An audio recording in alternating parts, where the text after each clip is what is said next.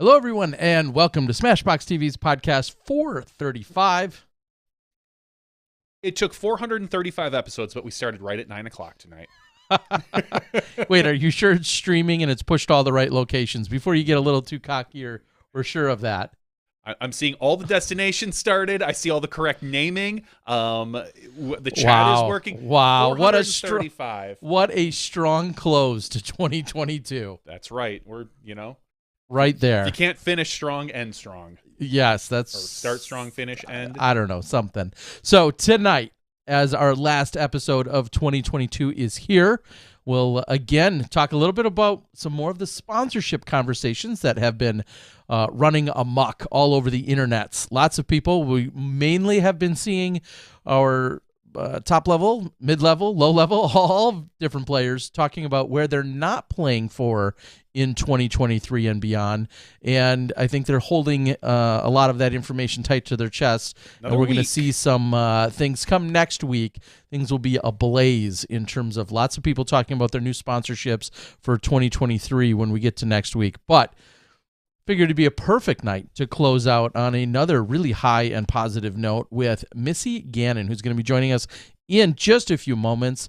She had a trip to Africa recently. She's been doing some good things. Her, along with Chandler Fry, took the trip, and there's some others, so we'll get details on that. But excited to be here tonight in 2023. Hope you guys had a great Christmas, if that's something you celebrate, or any other holidays that you either have celebrated or are celebrating or are going to celebrate.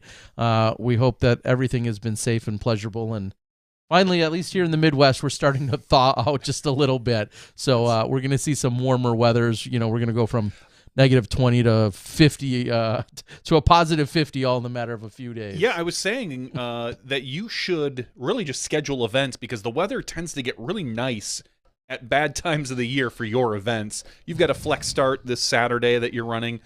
Temperatures are going to be great.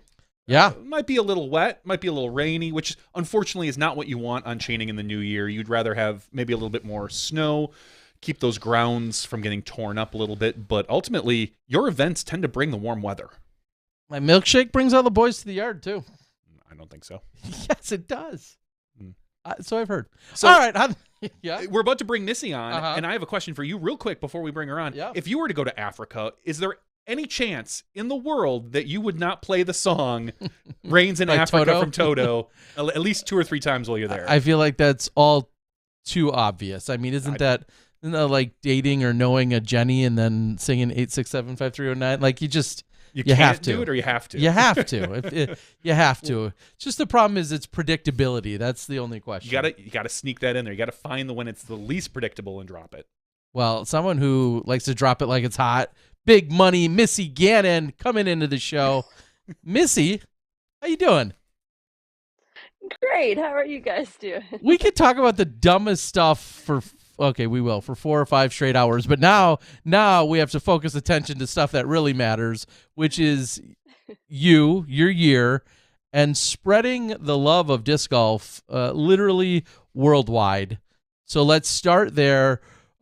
We hinted at it. We talked about it off and on the last few weeks and just kind of made mentions of it. Break down where you've been and what you've been up to. Yeah, it's been kind of a couple of weeks.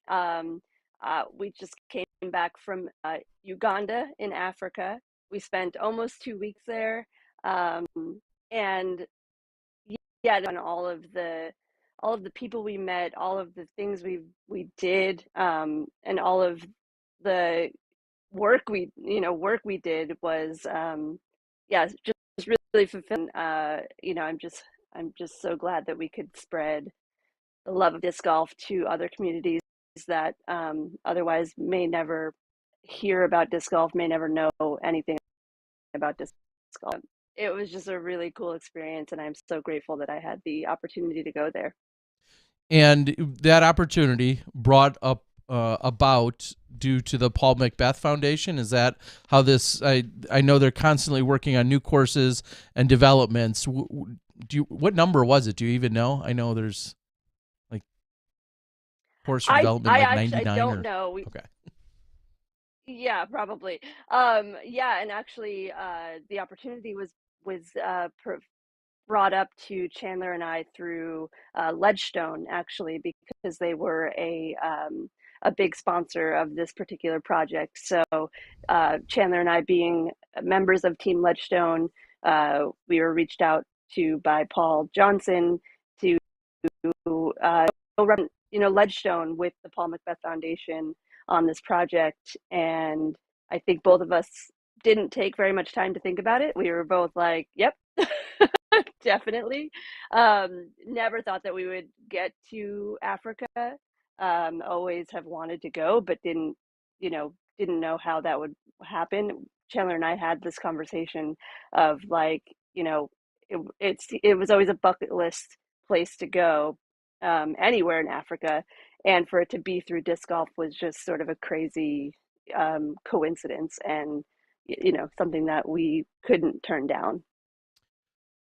Talk to us just a little bit then about the actual travels. And I ask that because we've heard of Tanzania and we've heard of going to a few of the other Zambia. It has happened, and other places, and we've seen disc golfers go there.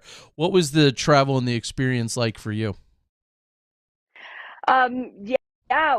Well, and I hadn't really been out of the country ever, except for just before this trip. Finally went to Peru, which was my first international few friends, but it was it, it was just like so crazy to me that we went to two different countries in a matter of like less than 2 months, um, and our first international trip. So that was honestly just sort of a learning experience. It was like two flights, one from Amsterdam, and then Amsterdam to Entebbe in Uganda. And I was so prepared. I had like a bunch of things downloaded on my iPad, which I didn't even watch. So there was, it's just like I didn't really know what to expect. But we were with our crew that went down there with, and found ways to entertain ourselves. And Tom also came along on the trip with us, so that was really nice and comforting for me. And he's a hard worker, so he was probably the perfect choice to come down and install courses. But yeah, it was a lot, but it was honestly really fun. And yeah, it was a cool way for us to kind of like bond on the flight. And I still hate landing, though. I remember that when I was younger, that I did the landing, and it's true today. Certainly often provides the roughest patch, and a little bit of Yeah, the clenching of Tom's knee, maybe, or hand, or the that's armrest. right, Yeah, actually. exactly. I know how that goes. So how many people ultimately from the U.S. and the foundation, when we add up, whether it's media and our players, for lack of a better term, any other mules that are bringing equipment, like how many total people were part of it that were from the U.S.? Yeah, so from the US, it was Chandler and I and Tom as sort of players slash, just ambassadors. And then from the foundation, it was Zach Smith, who is sort of our team leader, Mm. and he heads up a lot of these projects. We also had Jay Bowser, who was more on the media side of things, also from the foundation. Um, Mikey, which is Paul's sort of like personal videographer. Hmm. He was also to do more media stuff. And then Joey Tamale came along for the ride because, Joey's just good at media stuff. So, Yeah. um, yeah, he was, that was pretty much the crew. I don't think I'm forgetting anybody. But then we also met two people that were involved in the Zambia project, who are from Zambia, Wilborn and Melody. They worked on that project, and that's all from. So they are sort of the local ambassadors for that project. but they ended up coming over and helping us with the Uganda project. So that was really cool to meet them and sort of have their experiences come over to this project, and how they could bring some of that, some of that experience over for all of us, and for me to hear about how it all went for them. And they were just about was established in their country, that they wanted to sort of spread that onto a neighboring country. That's phenomenal. Yeah, and speaking of that experience, talk to us about the lodging and the day-to-day experiences that I'm sure were very unique to you in what you've experienced all of your life. What were some of the day-to-day experiences and maybe even challenges and triumphs that you experienced while you were there with it? Actually, I think we were sort of given maybe like a under promise over deliver thing. Maybe it was by accident, but it was like we were, expecting no hot water, cold shower, and bug nets, needing bug nets over the beds, and like it being, potentially very buggy and whatever. But we were kind of going in with low expectations, and having somebody like Joey Tamale, who has visited plenty of countries that have fewer resources, was able to give us a heads up of like, it's going to be a little tough, but it's ultimately we're going to be fine, and if you're up for it, that's just expect those types of things. But honestly, when we got there, it was right away, it was just like an overwhelming sense of community. We got there and we had like a whole crew waiting for us, sort of our on the ground people that have been filling us in on, our travel and what we're going to be doing while we're there. And, we were greeted by, a bunch of people and a big bus for us to get on, and brought to our first lodging. And it was honestly really nice. Private rooms, private bathrooms, and not really too buggy. And then, you take a shower for the first time and you have hot water and you're like, okay, I mean, this is winning. great. Like, yeah, exactly. So anyway, yeah, it was really a really positive experience, at least for the first place where we went to, which was a smaller fishing village. So even at that in that city, we figured it was going to be, the least amount of resources, just because we knew we were going to a smaller village, and it happened to be probably the best accommodations that we had the whole time we were there. We had Bishop Timothy. He was our host, and he opened his, entire sort of hotel type experience to us. Fed us meals every evening, with his crew on the site. It was really, really nice, and sort of just felt like a home away from home, just a little different. But there were some challenges. It is what it is, and it happened really further down the road when we were in the next city of just outside of Kampala. We had some issues with maybe not any water, and but it was fine. We figured it out. It was, we always had somebody helping us and trying to figure out like how we can get those resources when we maybe didn't have them, and it was unexpected. So it was a lot of adventure, and I still wouldn't trade it for the world. I mean, it was just a really cool experience, and like I said, the sense of community was so like rich there.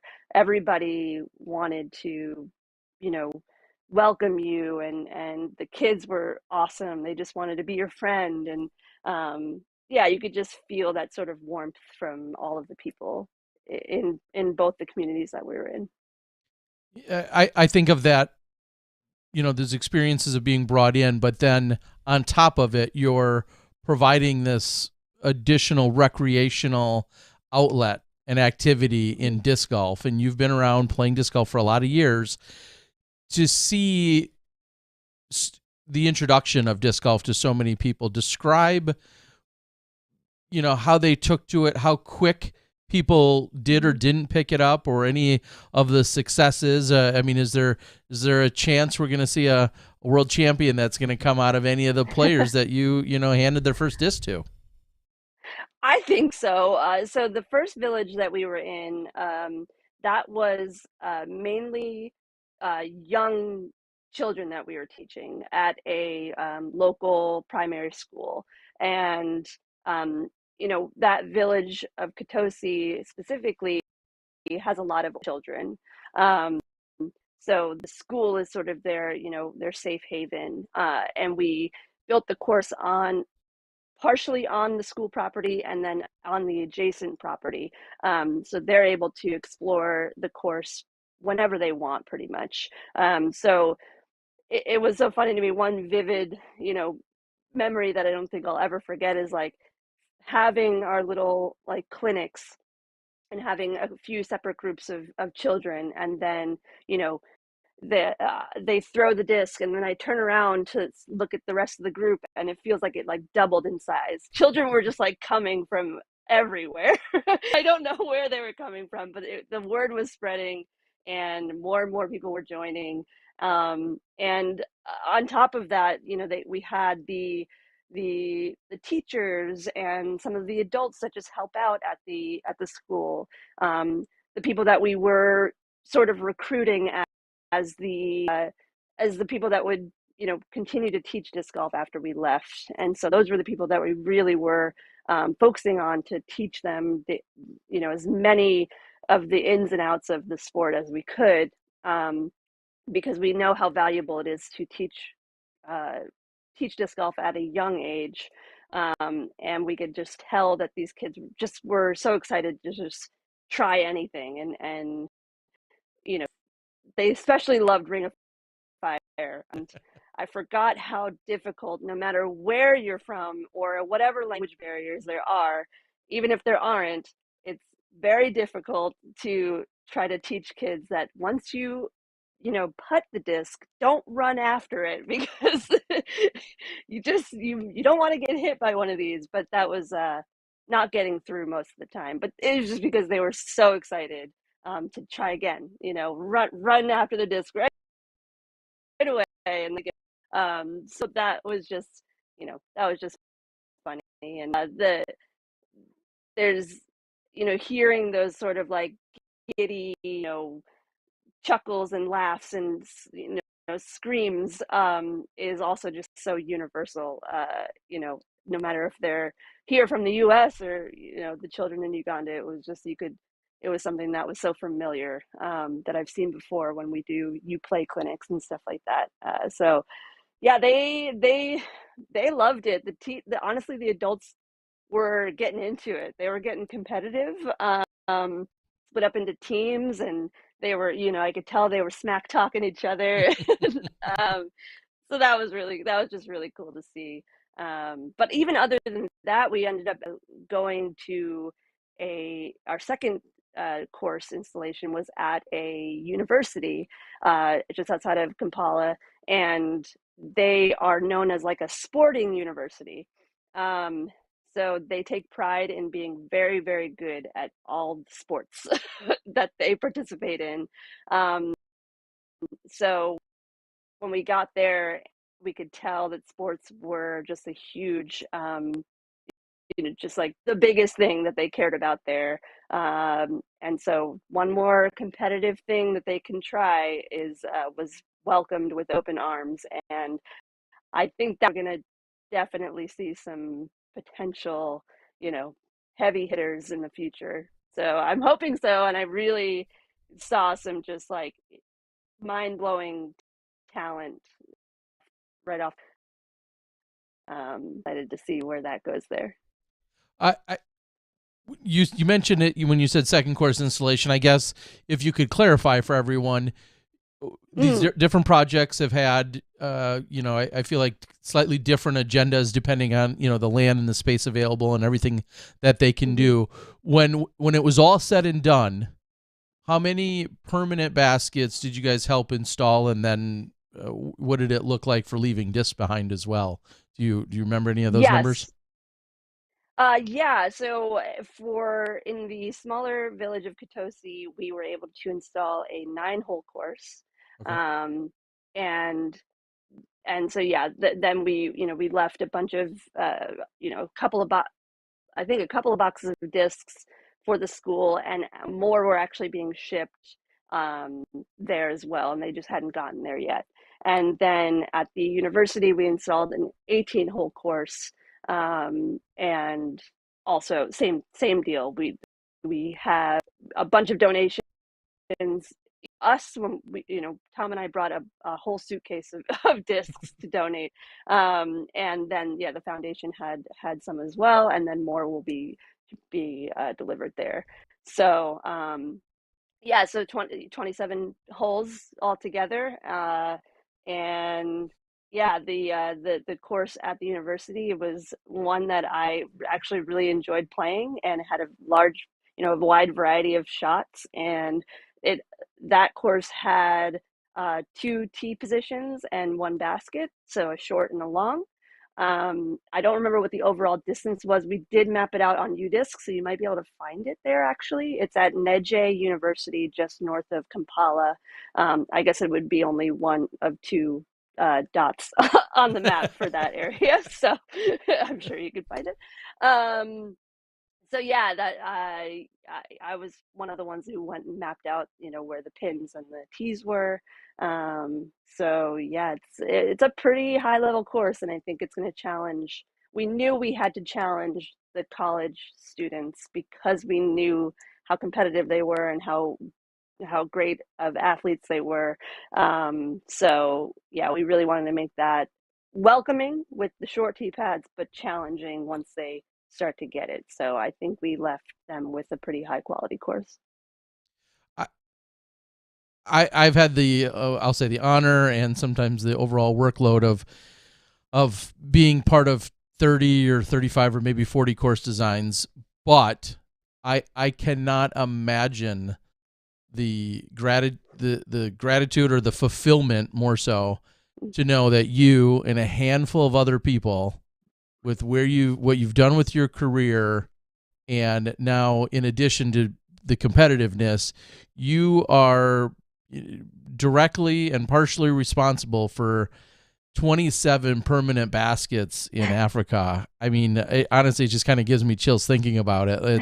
It's maybe not something somebody would think to have on their bucket list. I don't know if you ever did, but now that you've done that, how does that feel? How does that resonate in your heart or your soul, with knowing you helped put disc golf in Africa?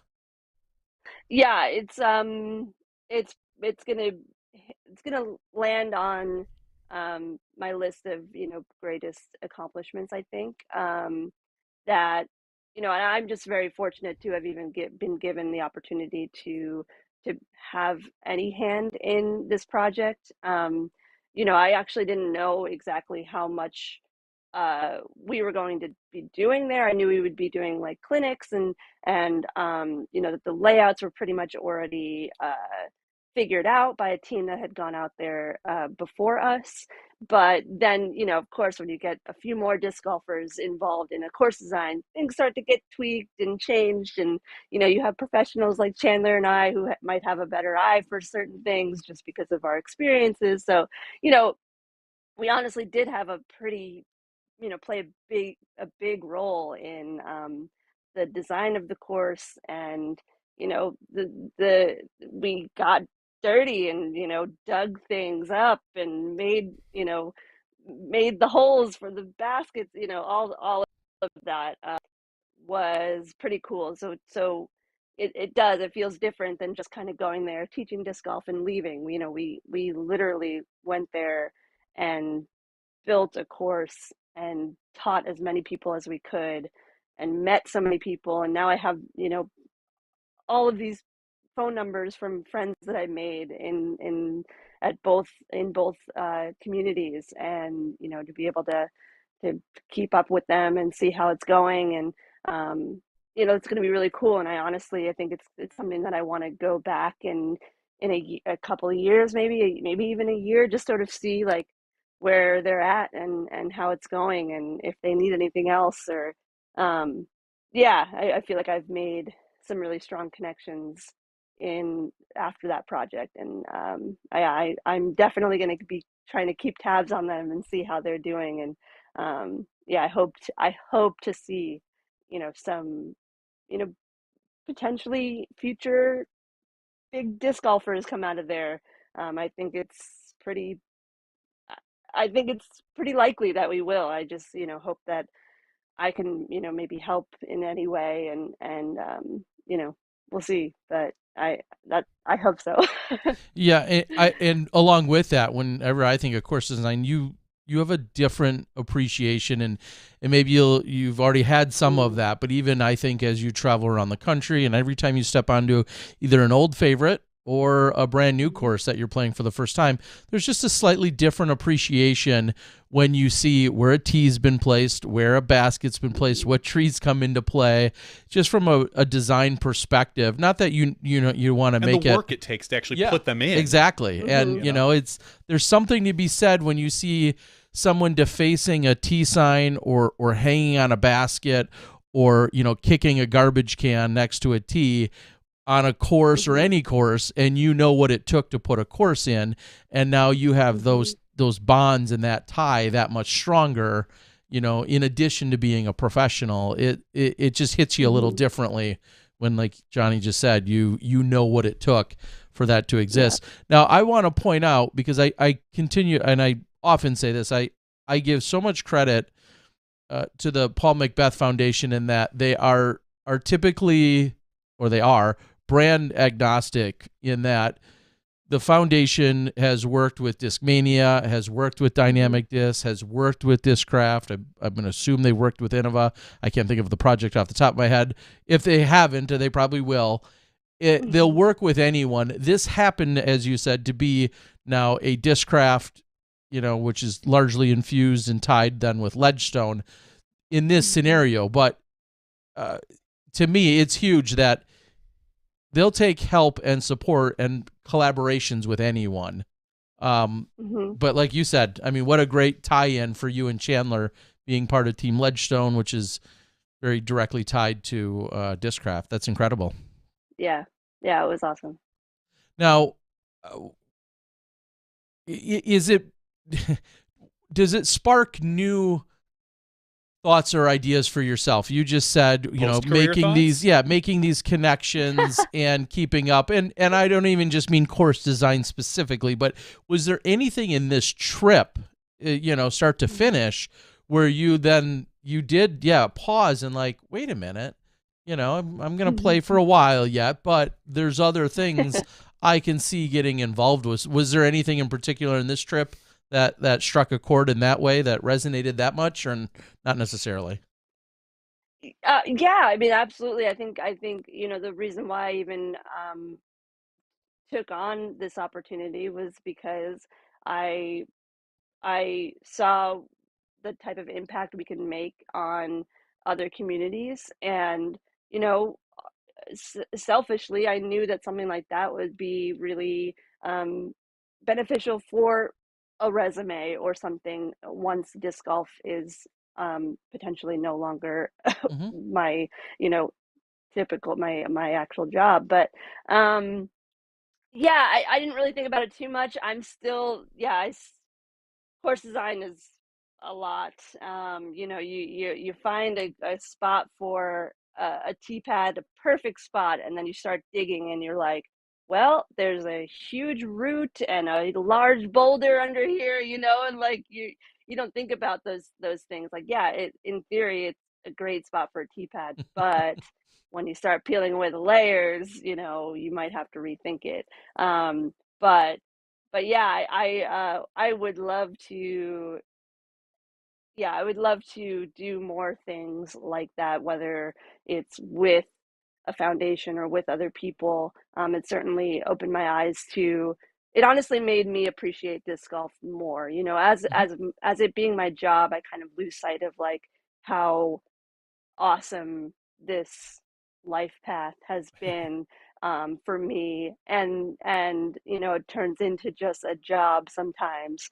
Um, but to see how impactful a sport could be to other people that are just learning it for the first time, you know, sort of brought me back to when I started learning disc golf, and you know, how I eventually just fell in love with it, and it was just a really cool way to, you know, even just relieve stress from work or whatever, you know, whatever it may be, you know, to be able to give that full, and give them an outlet for whatever, you know, whatever they want to use it for, whether they want to just play with family members or friends, or if they want to potentially pursue it, you know, like as a career, like many of us have. Um, yeah, that was very, very fulfilling, and certainly, you know, like I said, made me appreciate what I'm able to do and what I'm doing right now. And so, yeah, yeah, it made me excited for the future of disc golf, for those people that I made connections with, and whether, you know, and how far they'll take it in their own lives. And I don't really know how to expand on it anymore. No, it makes sense. And I guess I even think when you have an experience like that, you may have realized, hey, I could see in another life, so to speak, or post disc golf or whatever, I could see being a tour guide. I could see being, you know, oh, hey, I'd love to be, you know, a flight attendant, but not on international trips. I mean, there's things you learn and unlearn when you know, so to speak, you like or dislike when having these experiences, that I think, you know, you just don't even realize how they hit you. And, you know, again, course designs is one of 100 or 1,000 things you experience during that week. It's just, to me, that some of those travels can really open up your eyes to some of those other experiences. Probably not a pilot, it sounds like. If you don't like land, I mean, maybe you can just be the pilot that takes off and have somebody else do the landing. Yeah. I mean, I hear Southwest is hiring, so they're not having their best week. Actually, one of the things that came up when I was speaking with Melody, who was from Zambia, she was asking me, like, how do we get like a tour in Africa? And I didn't really know how to answer that question, because obviously there's a lot of things that go into developing a tour. And it was one of those things that I was like, yeah, imagine that Africa, and Africa is huge, obviously, but even in, say, East Africa, where we were, if there were enough courses one day for them to be able to travel cross country lines and compete against one another, that I just, like, my vision started kind of going, and I again was having a hard time answering her question, but at the same time, it started making me think about, you know, the potential of that happening one day.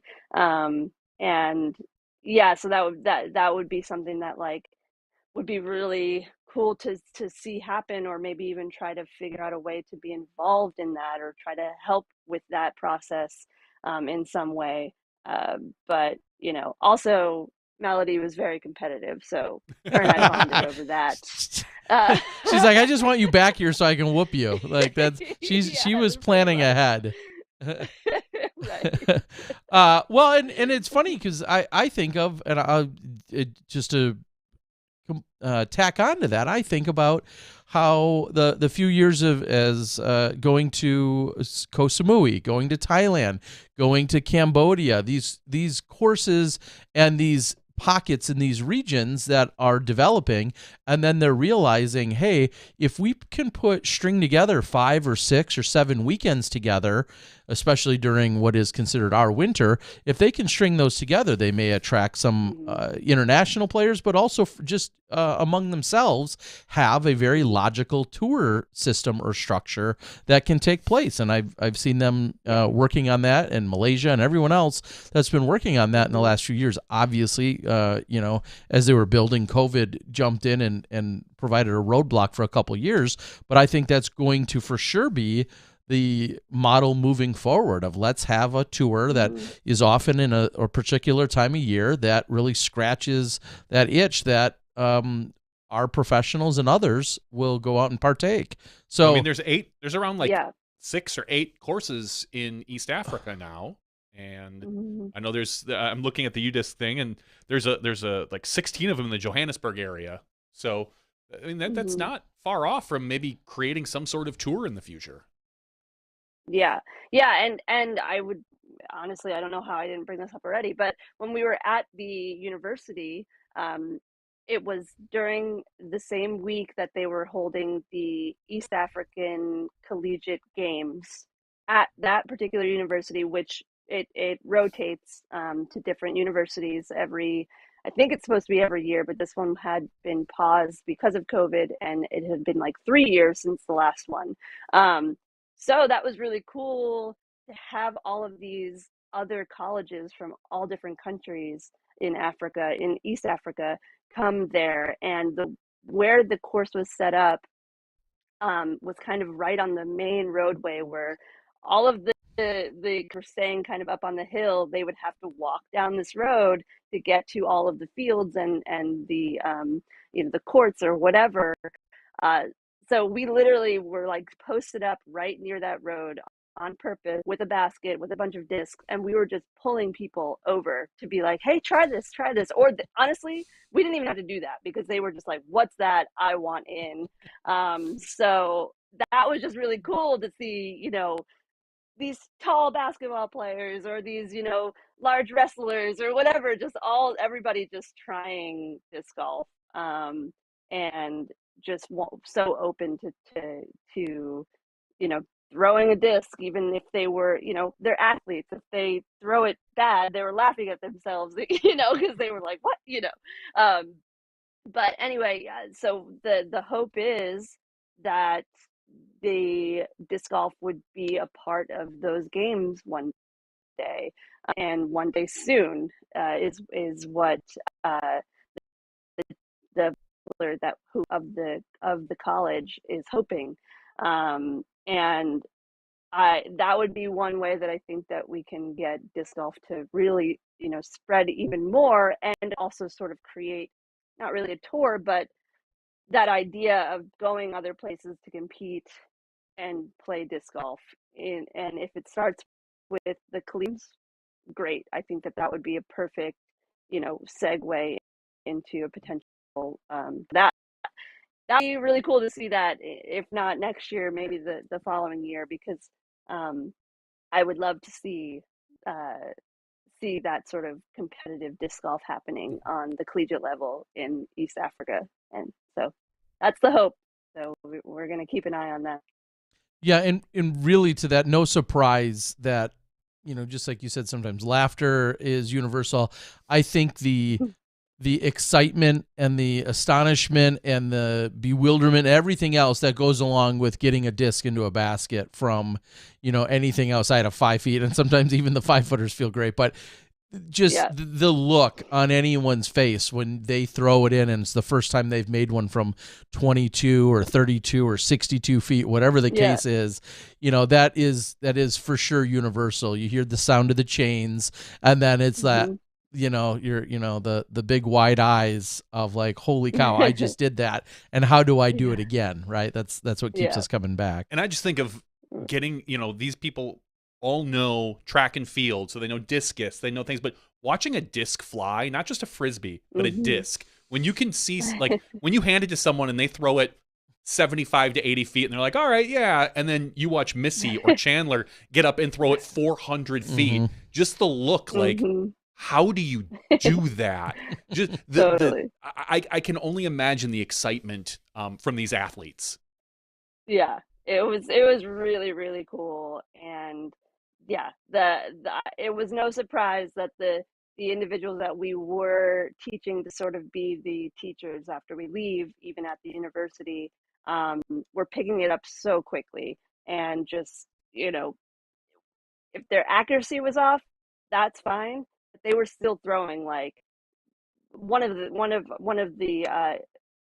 teachers, Israel, he was throwing at least 300 feet. And he had just learned the sport, but he was very athletic and he was very competitive. And he was picking it up really quickly. So, yeah, I have no doubt that there will be more people at that university doing the same. It's all those ledgestone discs that go so far, right, Nate? Okay, no. That is seriously awesome to hear. Unless you have other stuff you want to add on there, I wanted to dip back into your competitive season. Is there anything Sure. else that we didn't talk about in terms of your trip that you want to make sure you mention? No, I mean, again, I'm just so grateful for the opportunity. I want to thank the Paul McBeth Foundation and Ledgestone for, you know, thinking of me and inviting me along to be a part of this project. It really has changed my life in some way. I don't even know that I fully realize it yet, but yeah, it was just a really awesome experience and something that I will forever be a part of in some way. So yeah, really cool. And hopefully I can get back there and see how it's all going in the future. And I just want to say for everybody else out there, this is where your Paul McBeth Foundation money is going. Clearly, as we all know, it's going to good causes, discs, new courses. We're seeing it year after year after year. So, if you're a TD and you want to help support the Paul McBeth Foundation, reach out to them. There are awesome ways to do it. You can run different fundraisers and whatnot. We've got a lot of different, I think we talked about it last week. We've got a lot of different awesome foundations and charities in our sport, all of which have their own little niche. But, this is, Missy's heavily involved with UDisc, or not UDisc, sorry, UPlay as well. Mm-hmm.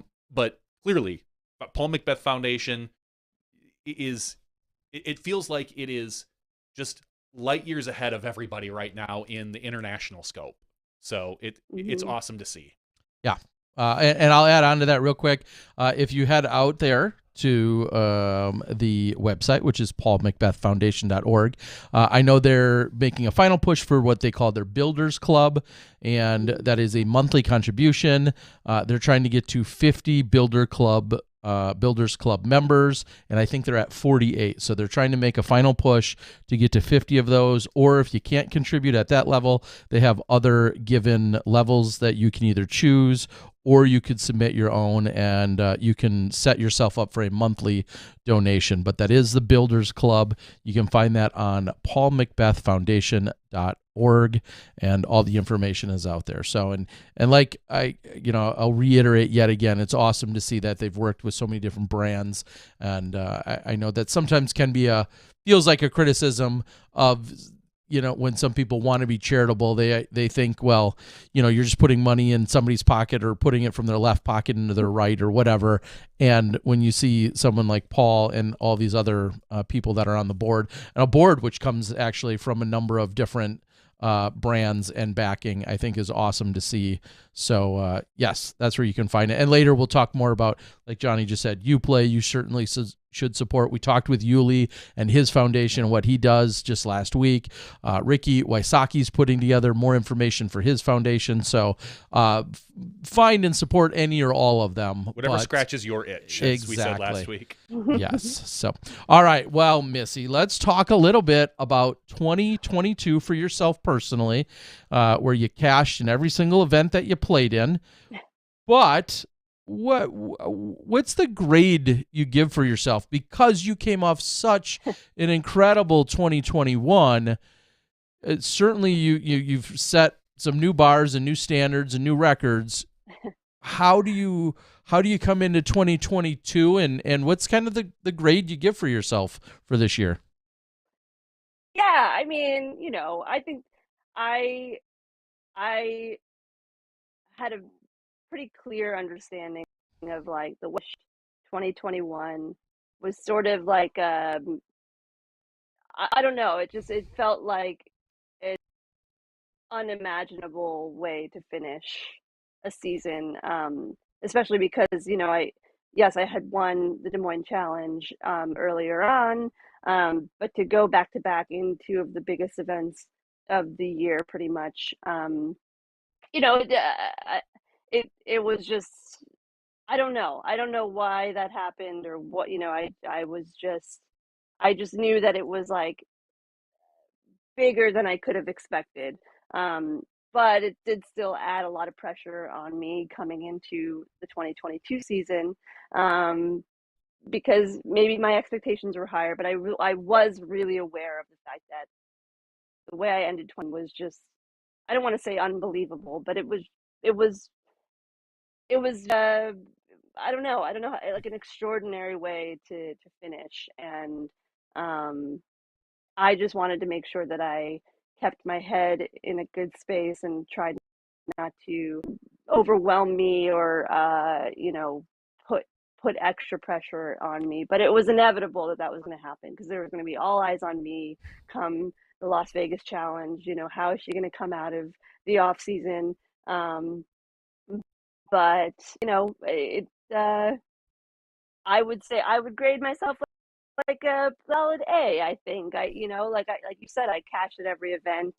I had a handful, a little over a handful finishes outside the top 10, but for the most part, I was within the top 10. I won Ledgestone, which is a 4-round event on, I would say, one of the hardest courses that we play on tour, and accompanied by maybe one of the easiest courses we play on tour, but a wide variety of shots, um, and you need to have a, a pretty well-rounded skill set to be able to succeed at those courses.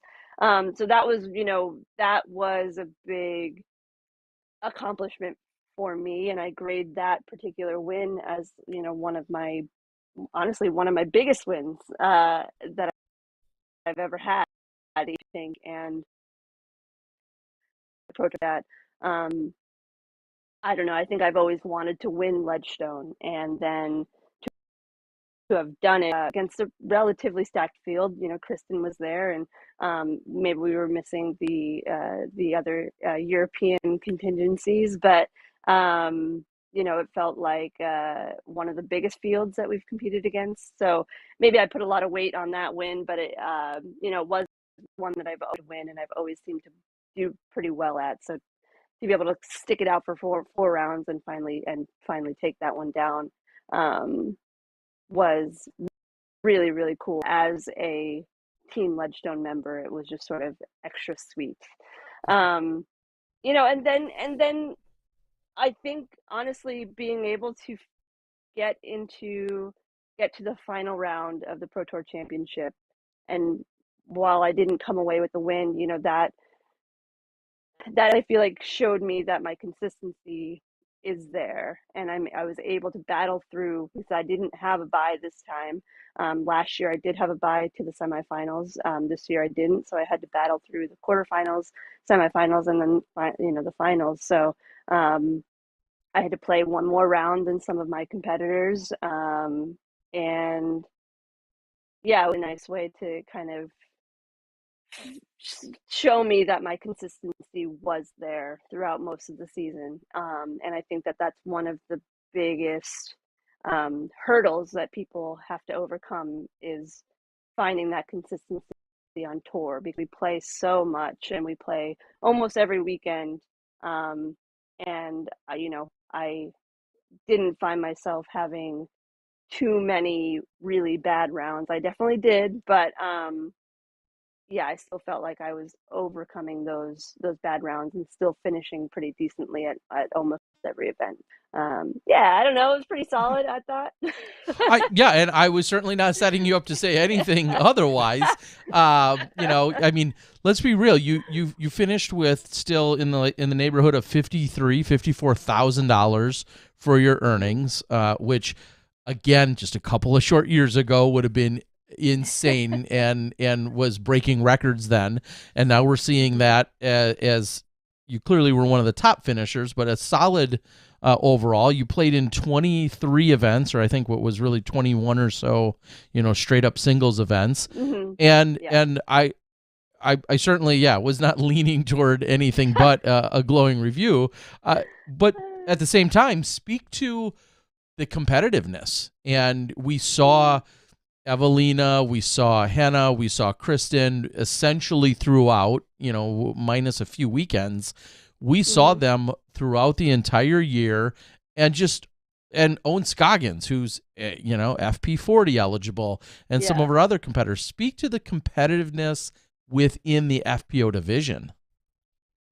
Yeah, that's exactly right. The level of competitiveness is also higher even from last year, from 2021. Um, so that's even more important to keep that in perspective when you're competing. You're competing against a stronger field every Mm-hmm. single year. I feel like it gets stronger and stronger. Um, and I'm certainly aware of the fact that really one of my own only I don't know, one of my main sort of uh what am I trying to say, like, being comfortable on tour is just a huge factor in how that translates into how well you play. Like, a lot of these women are very new to the tour, but they still have the skills and they're being competitive. Now I can only imagine what they will be able to do once they finally get sort of the rhythm of being on tour and figuring it all out, and maybe better support as they get their names out there and they are finishing well. um those things are key, are like a huge key into just getting better, or being having better finishes on tour, like having a little bit less stress, a little bit less worries. So yeah, one of my advantages is that I do have, I figured it out. I know how the tour life is, and I feel comfortable doing all of the stuff outside of competing. Um, and I have awesome support from my sponsors. So I still know that I have a lot of work to do in terms of refining my skills, getting a stronger forehand. Because I know that at some point these other women are going to catch up, uh, just because they are so new and so fresh to the tour, that if they're already competing at the level that they are, with having those sort of little struggles that I remember having, well, not even little, big struggles of just touring and everything that comes with that. Uh, yeah, I know they're coming in hot, and I need to know that I have to go that extra mile to be able to combat that, and still be consistent, and um, place place high at many of the events. So yeah, I'm excited to see what 2023 is going to bring. I think that it's going to bring a lot of that elevated talent, more of the same people that we saw last year, but maybe just on a more consistent basis, or at least performing at the top. Um, and yeah, I've got my work cut out for me. I know that, and aside from helping other communities and building disc golf courses, I am gonna be very active in my game and refining those skills, and just not stopping, because I know what's coming, and So they're do coming in do hot. you so do you have any expectations for 2023? Seeing as how we just talked about your expectations coming into 2022 after your 2021 season, Mm. do you have any expectations for 2023? Like, do you go into a season thinking like, all right, I've cashed at every event in 2022. I definitely want to do that, but now I want to dot dot dot. I think I try not to have too many expectations coming into any season. I just have to. It's At this point, it sounds cliche, but I just have focus on every event and every round, and every shot. You know, you hear it all. But it is true. If I think too broadly, I think that you can get ahead of yourself a little bit. But um, with that though, I will feeling pretty good about Worlds this year. So, you know, that would be uh that would be a pretty cool thing to accomplish, and trying to get that world title. It's going to be hard, but you know, the Green Green Mountain Championship courses are another set of courses that I feel at, and I think that I could perform pretty well there. And you're currently in New York for, I'm assuming, for the holidays, visiting family and Hmm. whatnot. When does, for you, when does the 2023 season start? When do you find someplace warm, I'm assuming, Uh-huh. and get on the course and start putting and work on that forehand? When does that show up for you? Yeah, it's gonna be first week in January. We will be heading down to Florida and just getting the season going there. We're we're gonna be doing some training, but also some media stuff. But yeah, it's right after the new year. It's go time. And you know, I think that I've been sort of doing non-disc golf training, to keep my body healthy and ready to go. Digging But holes, putting in baskets. yeah, Yeah, exactly. yeah. I mean, that was probably the Fighting most with workout roots. I've done since the season ended. Uh, but yeah, and it's still good. I did play disc golf in Uganda, obviously, but it's still good to kind of take a little bit of a break. At least in my opinion, it is, from actually throwing the disc. Um, and yeah, really focusing on strengthening the body. But once the new year hits, it's back to the course, back to the field, for me. So I'm excited though. It's cold here. Uh, yeah, understandable, and that's what I start thinking about is when we're seeing our players, they naturally are gravitating towards a lot of Florida. Obviously, we've seen some players in Charlotte where we know it can vary in its Mhm. weather conditions. Arizona has clearly become a great collection plate for a lot of our players that have been jumping in Mhm. there and either fully residing as Ricky just bought a place or going Mhm. there to shack up with a few other golfers. It all makes so much more sense, and I feel like that again is an evolution of the game where that was kind of maybe thought Mhm. about but not really actually done, and now people are consciously planning, hey, where am I going to be during which months and what are those months going to look like, even though it's not hardcore playing season. When we were younger, a long time ago, we used to always think like, oh man, it's such an advantage to live down south because you get to play year round. You know, Barry Schultz, who was from Wisconsin, always took, kind of took winters off. And then so, he'd Climo down in Florida, and Ron Russell was up in Michigan, I believe, for most of the time. It just felt like those players had such a natural advantage based on where they lived because no one was moving for disc golf. No, That didn't that was exist. crazy. Now we've got players that are like, yeah, I think in January I'm going to head down to Florida and do that. It's an amazing progression that we've made. Some people have their second houses in nice places. I tell you, we're getting big time here, which is awesome to see.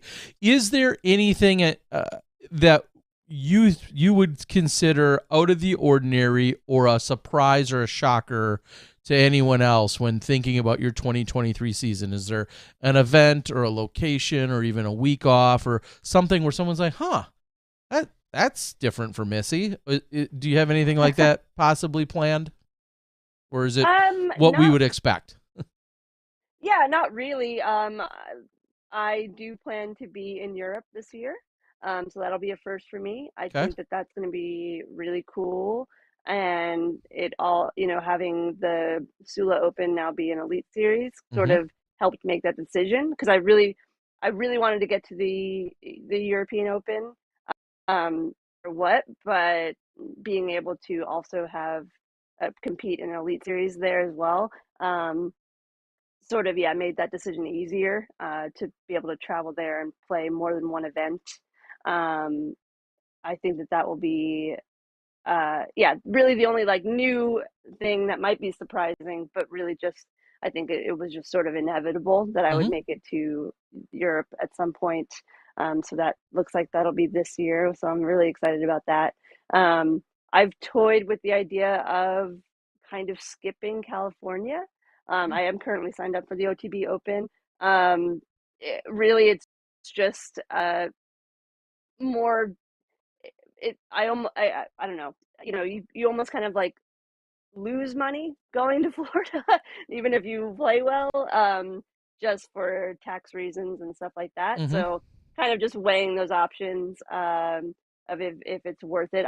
I love the OTB Open. I play pretty well there, but it would be the only event that I would attend in California, and so that's where it gets a little tough to justify the costs and everything.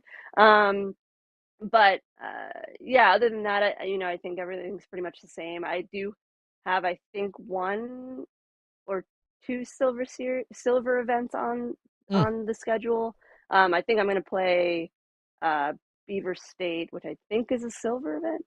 Um, and so that'll be cool to be back there. I didn't play this year. I've only played it once before, and that was, I think, way back in like 2019 maybe. Um, so yeah, I'm excited to get back to Milo and give that course, that those courses another try, and see how I fare there. Hopefully, it's not monsooning this year like it did last year. Um, but if it is, it's all good. It's Milo, so I'll be happy to be Yeah, it's beautiful no matter what. Yeah, assuming there. where they're also staying clear of the fires that we know have gotten That's true. quite close as The well. It's monsoons just make that area greener. yeah, that's what they need. More Needs to be a rain little and more weather. lush. So I mean, we kind of have to ask. It's that time of the season. You planning on staying with Discraft? I'm assuming you're still under contract, Mhm. right? Nothing's Yes, changing. yes. You have one Nope. or two more It'll be years my in your one contract. more year Okay. on. It was a 2-year contract in 2022. So yeah, I'm happy. They're a great sponsor. I'm excited for uh our team this year. That's all I'm gonna say. But yeah, Mm. it's gonna be cool. It's gonna be cool.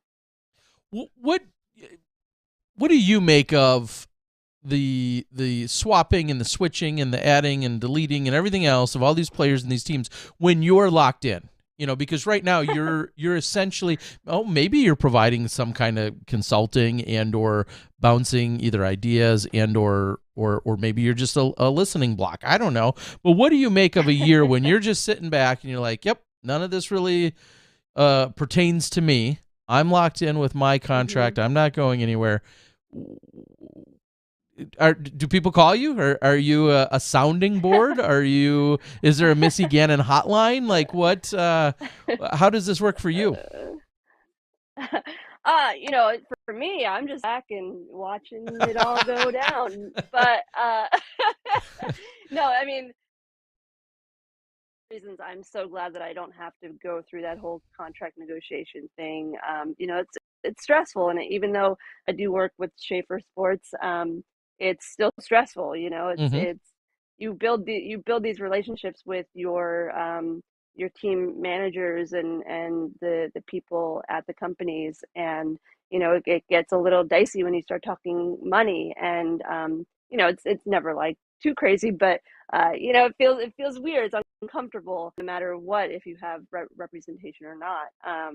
But no, I I I have I have a really strong relationship with Bob at Discraft, and they've and Mike and Gary, who's there as well. They asked me for any ideas of who I would like to see on the team, or they they've used me as sort of an on the ground resource of like, who do you think fit team, and stuff like that. So that just feels really good that they trust me and who I think would work well on the team. I try to be friendly with everybody and really get to know people, especially with all of the new players that are coming on tour. Obviously mostly FPO players, but I do hang out with all different people on tour. And so I try to get to know them, and I know what it's like. I know what it was like when, the support was small, and you just sort of basically the pre-COVID, phase of just actually grinding out on tour. It's still like that for the new players, maybe just a little less, especially if they're performing well at the events now that the payouts are higher. But I sort of like remember my roots and how difficult it was coming up, that I tend to sort of keep an eye out for those kind of players who might need that extra support, or people that I could see have so much potential in their game, but maybe they're just, stressed out getting to and from events, or, whatever. I've been there. And so, yeah, I've kind of taken on a little bit of like a scowl, not officially, just, it's just nice to have that relationship with your, the manufacturer that sponsors you, that they trust you and your, and who you think could work well on the team. So I sort of provided a little bit of that for this year. So then But I have to ask, for the FPO team. Yeah. Are we gonna see some changes on the Discraft FPO team? You don't have to just tell us, who are they? I mean, ultimately, where are you adding, and who have you cut? Spill the beans, but we haven't been successful with any guest. We tried with Yuli last week. Everything is going to happen over the next couple of weeks. You'll find out. Yeah, or you could just tell us now. Then we don't have to wait. What's the point you of waiting? You just have to be patient. Nobody likes patience. All right, so Missy said big, huge changes to the FPO team. Yeah, that's what I heard. Huge. Well, and I want to touch on that for a moment before I want to talk about the Missy Gannon fierce. That's what I heard. And maybe directly or indirectly, when you're talking and explaining people that are newer to the tour, that don't have it quite, maybe I don't want to say as comfortable, but are learning their ways, they're navigating. I think of people like Holland Hanley. I think about Macy Valadiaz. The Mondahano sisters. They're a little more familiar with tour life, I guess. So this is only their second year on tour. I know. I just think they've been playing so many more events than most. I think of Leah Sinigini. Just like so many of these women who are committing to the tour and are, like you said, they're navigating, they're learning their ways through it, and if that even translates, to them getting a little bit more comfortable, their game, levels up, so to speak, that much more. Yeah, I could see. I mean, and just think, 3 of our top players in FPO, being Evelina, Hannah, and Kristen, talk about, I'll call it just a flat-out disadvantage. They're literally in another country for half the year on the other side of the world from where they live, and they got, Kristen definitely has it figured out, and the other 2 are right there with her. It's pretty impressive. Just think about once they get used to, like, oh, I've already been to these courses, I already know where to go, where not to have gunshots in this parking lot, like Evelina was talking about. Like, once they get more comfortable as well, they're going to be, again, that much more of a force. It's pretty exciting to see and watch it unfold. So that's what I wanted to segue over to, though, is when we talk about sponsors, obviously Discraft, obviously Ledgestone, but you also often name off a few other sponsors. So first of all, I'd like you to do that if you want to recognize sponsors. Yeah. And then I want to talk about 1 or 2 of the other unique ones you have. So who? Yeah. So Grip Equipment, my bag sponsor. Also Whale Sacks, my, hand drying sponsor. I don't know what to call them. They're also great friends. So, yeah. And then, Good Dog Seltzer Company. They're a hard seltzer company that picked me up this year, again, through Schaefer Sports Management. That's the pretty unique one that you were alluding to. Yep. I do drink hard seltzer. I like it. And it just felt so fitting. It felt extra fitting because not only are they a hard seltzer company, but they a portion of their proceeds to help children with terminal illnesses, typically, or children that need, service dogs. They provide resources for that to happen. And when I heard that, it was just sort of like it just felt so right. And not only that, it just felt like this so many other sports have however you feel about alcohol, so many other sports have alcohol sponsors in some capacity.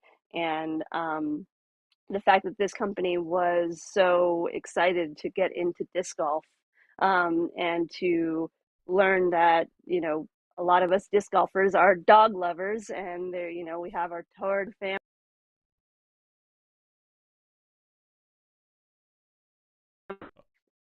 relationship. And yeah, they came out to Maple Hill. That was actually one of their like big events that they came to sponsor. Set up a booth right near hole 8, and it was a huge hit. So many people came over. I went over to the booth to hang out while the MPO were playing, and so many people came over, and they were just excited to have the seltzer company there. And they were the company was just so excited to be there, and they said that this is something that they knew was going to be a really cool endeavor for them, but they didn't.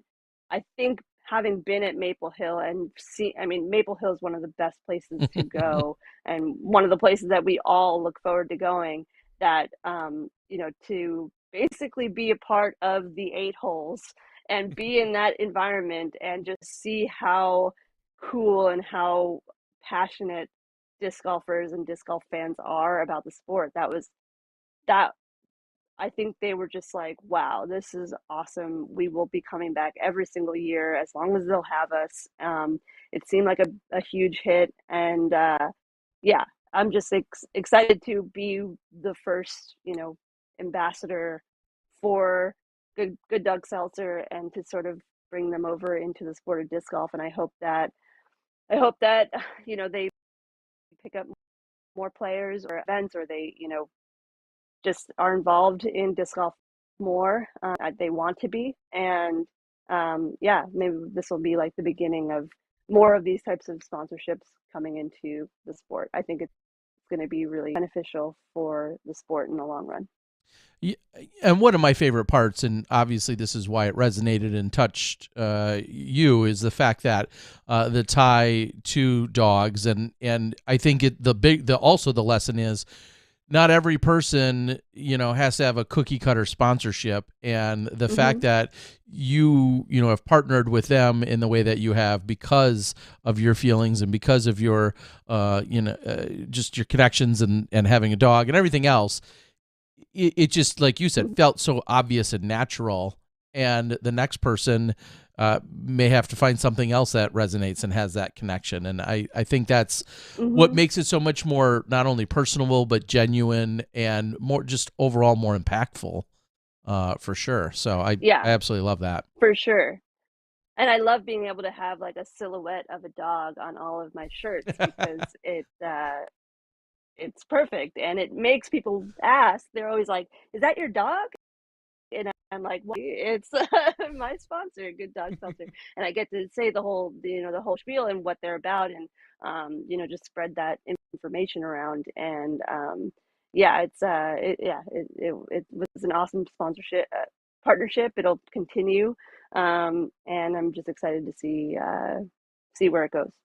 Well, and then my follow-up to that is, you've just mentioned whale sacks, grip, Ledgestone, Discraft, and the seltzer. So the remaining question is, are there any needs not being fulfilled that you're actively looking for? If somebody's listening now, or somebody who knows somebody says, oh, whether it's umbrellas or shoes or raincoats or carts or you name it, whatever it might be. Gas. Yeah. Exxon. Yeah. Could you use any gasoline or maybe propane? In your case, are there any other active needs that you're certainly would be listening to the right sponsor that came along? Honestly, I mean, I feel like I have like the whole thing covered, I've got my back covered, got my hands covered, got my, drinking covered. um, Yeah, okay. Hey, New Year's is coming up. my I mean, apparel, yeah, right. My apparel covered, I feel like I've got it all covered, but I'm always open to conversation, and there's probably things that I might need that I can't even think of. That's also the luxury of working with an agent, is Mhm. that, they can sort of seek out, they've learned who I am and what I like and what I don't like. And, they can kind of seek those things out for me, which has been really nice. So yeah, not that I can think of, I think, I feel pretty good where I'm at, and, yeah, Okay, pretty and solid. someone on the board said truck stop sponsorship would be cool, and I guess depending on whether that's yeah, obviously there's the gas component, and then there's sometimes the showering component. But I think of, for like yourself, you guys often are at RV parks, campgrounds. Mhm. That's kind of the route in which you take in terms of most of your lodging and Mhm. uh, and setting up and whatnot, right? That's how you guys go about it. So is Yeah, there, yeah, yeah, is for there any sure. I mean, tie? Our RV camping world, do they need to reach out or something like that? maybe. I was even thinking, whoever, there's basically a handful of like large camper companies that have just like various models of different campers, but like, I mean, maybe whoever makes this camper would be interested Mm-hmm. in, as me posting about it every now and again or whatever. But yeah, that could be cool. I would love to see other sponsors like that get into the sport, because even think about all the Ford Transits that are roaming around the Mm-hmm. country, and the Ram ProMasters, and there's there's a lifestyle there that I think that they could really like potentially benefit from, and also obviously we would benefit from sponsorships from those types of companies too. But yeah, I just don't know how to get into that door. We're still like kind of small. I know we're like gaining more traction. People are learning about the sport, and you see it now in TV shows and stuff like that. But yeah, one day, hopefully, it's almost like, isn't Ford like one of the sponsors of the European Open. President's Cup or what? Yep. yep. Yeah, yeah, yeah. Um, so maybe we could figure something out like that here in the States. I think that would be. Yeah, and I of course we've seen such a huge influx of people, taking to the van life and that overall concept and building out their vans. I mean, we see that throughout the entire U.S. with a lot of people, but the fact that we're seeing it so much more with our professional disc golfers who are then maintaining a professional sporting career in addition to their van Mhm. life. It feels like a lot of that van life can be a little bit more recreational or Mhm. just a lower cost of living. But the fact that we're seeing people thrive and succeed in addition to creating the van life, there might be a little Mhm. bit of a stronger tie for us. But either way, Yeah. it's been incredible to see. And I guess maybe final question on your lodging here. We're talking houses on wheels here. Uh, Camper has been your setup. Have you guys like give everyone the pros and cons to a fifth wheel versus a large RV versus a pull behind camper? Like, how did you guys Mhm. arrive at what works best for you?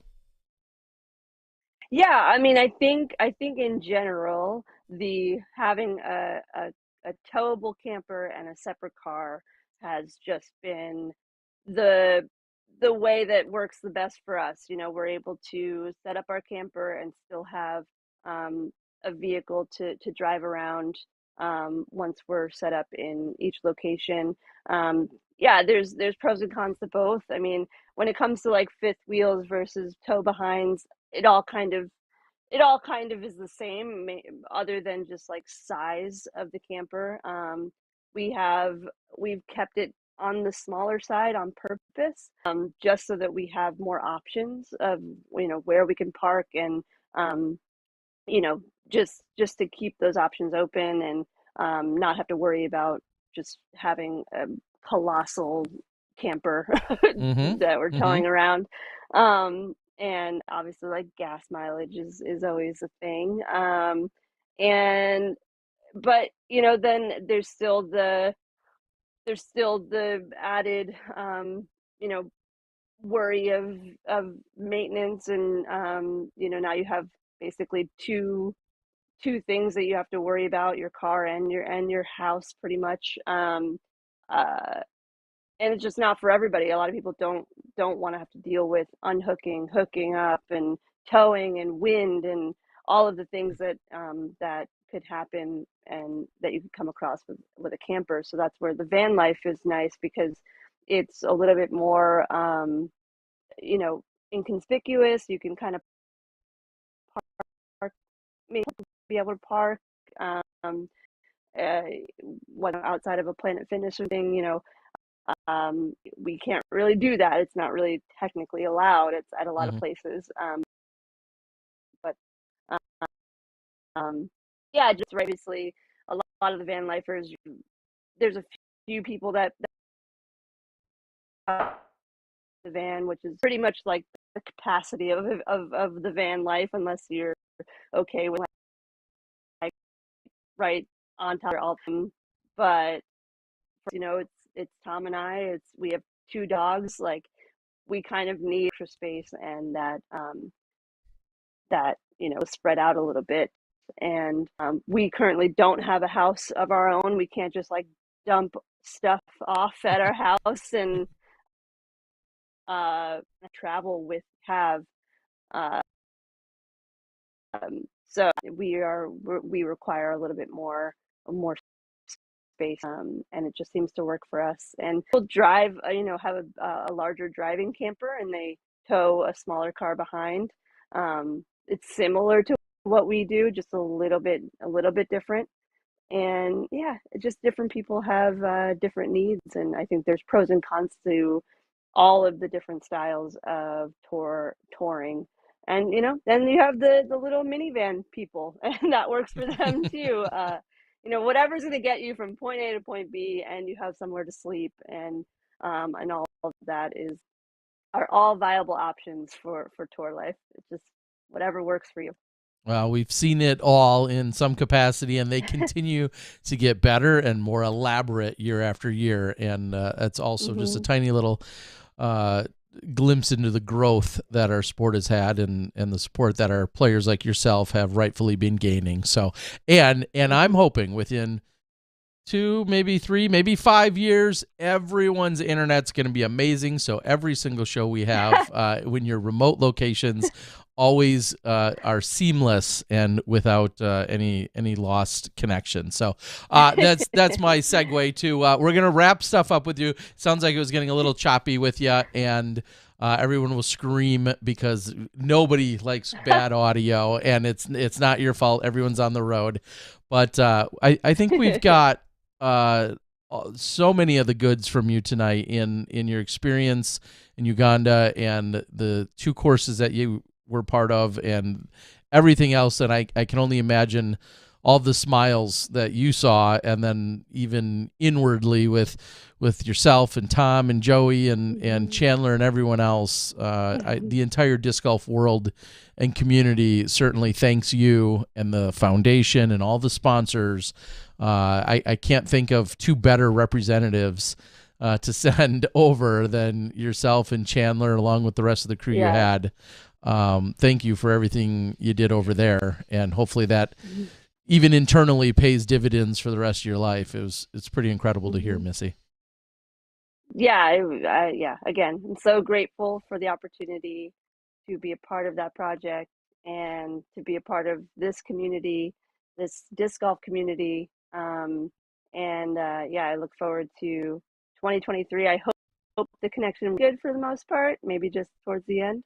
But yeah, just happy to share my experience, and yeah, just really excited to see where golf goes in Uganda and in all the rest of, Africa. And hopefully, I could be involved in other projects as well. If not, though, I'm definitely going to continue to, keep tabs on how it's going in Uganda and keep up with all of the people down there that I've made connections with, because I have a feeling it's gonna take off pretty quickly. So I'm excited. I'm excited about that. And yeah, thank you for having me on the show to share my experience. And yeah, just Well, I'll say it again. We cannot. There's not a better representative and ambassador for our sport, MPO or FPO side, doesn't matter. We thank you for everything that you did over there, and thank you again for joining us to, like you said, share your experience. That many more people know not only about what you did, but also what the foundation and just overall what we can do within disc golf and how we can help it grow into this worldwide love affair that we all have with it. Hopefully it can foster more of that. So, Missy, have a great, super safe New Year. We hope that good dog takes good care of you through the new year. We trust that you will, and we're looking forward to what you're going to do in 2023. You already know this. You're a pleasure to see out on the course and to talk to and to interview, and great play we know is in store as well. So looking forward to seeing you in 2023. Thanks for joining us tonight. Thank you so much. All right. Thanks, Take care. Have a good night. See ya. Good old Missy Gannon. Yeah, great Missy Gannon. It doesn't get much better than that. So glad she could join us, and I put it in the chat earlier. I'll put it in there again. We do not get paid for this, but we're happy to do so. If you head over to shopledgestone.com/collections/Missy Gannon, it's in the chat. You can find her. Just go out to the webpage if you want to support her. Of course, that's through her. One of her primary sponsors in Ledgestone, and pick up some stuff out there. I was just going to say, I was just on the site to look at it. She's got her t-shirts out there, polos out there, of course, a Thrasher. She just bags 37 Thrashers, so you can guarantee she's going to have some of those online. A Big Money Missy t-shirt and Missy Gannon hats. Those and other things. Wow, there's patches. I don't have all day. She's got great stuff out there, so go find it, as I said, on the Ledgestone site, or stop by one of her other sponsors in Grip. Support them that way. Yeah, or Discraft. So, but she wouldn't give up the goods on the team. Well, that's why we're going to start rumors tonight, folks. Mm-hmm. Do we have any rumors to start? We do not have any rumors to start, but we do have a few. I don't want to say small. I don't want to, by any means, put a size on these announcements. Thomas Gilbert announced that he's signing with. A lot of people are calling it TSA. It's Thought Space. Athletics. TSA might carry a slightly terrible connotation right now. It might at this exact moment. So Thomas Gilbert is not going to be working at your local airport. Although I could see that. It would be great. I would He'd love be so much to fun. walk up to the TSA desk and Thomas Gilbert just Pats you standing down. there with a smile on his face, like his come on great through, Canadian doing the roots. wand. Yeah, I would take that all day. But no, Thomas Gilbert Thought will make Space more Athletics. money throwing frisbees around this year, and he's going to be doing that for Thought Space Athletics, as we said, TSA. A couple other people that we saw with some recent announcement. Stacey Haas, I don't know how much longer ago this was, but she does have an extension. She was with MVP already, and so this is going to be an extension through 2024. So 2-year extension, 23 and 24 for Stacey. Also, I think we just saw the extension announced. I don't think it was before last week's show. No. Chris Clemens. Signed an extension with DD. It sounds like it was a 1-year extension with DD. Yes. We saw that. Kind of maybe a small surprise that for Prodigy, we saw one of their young players is leaving the team. You know who I'm talking about? Will Shoestrike?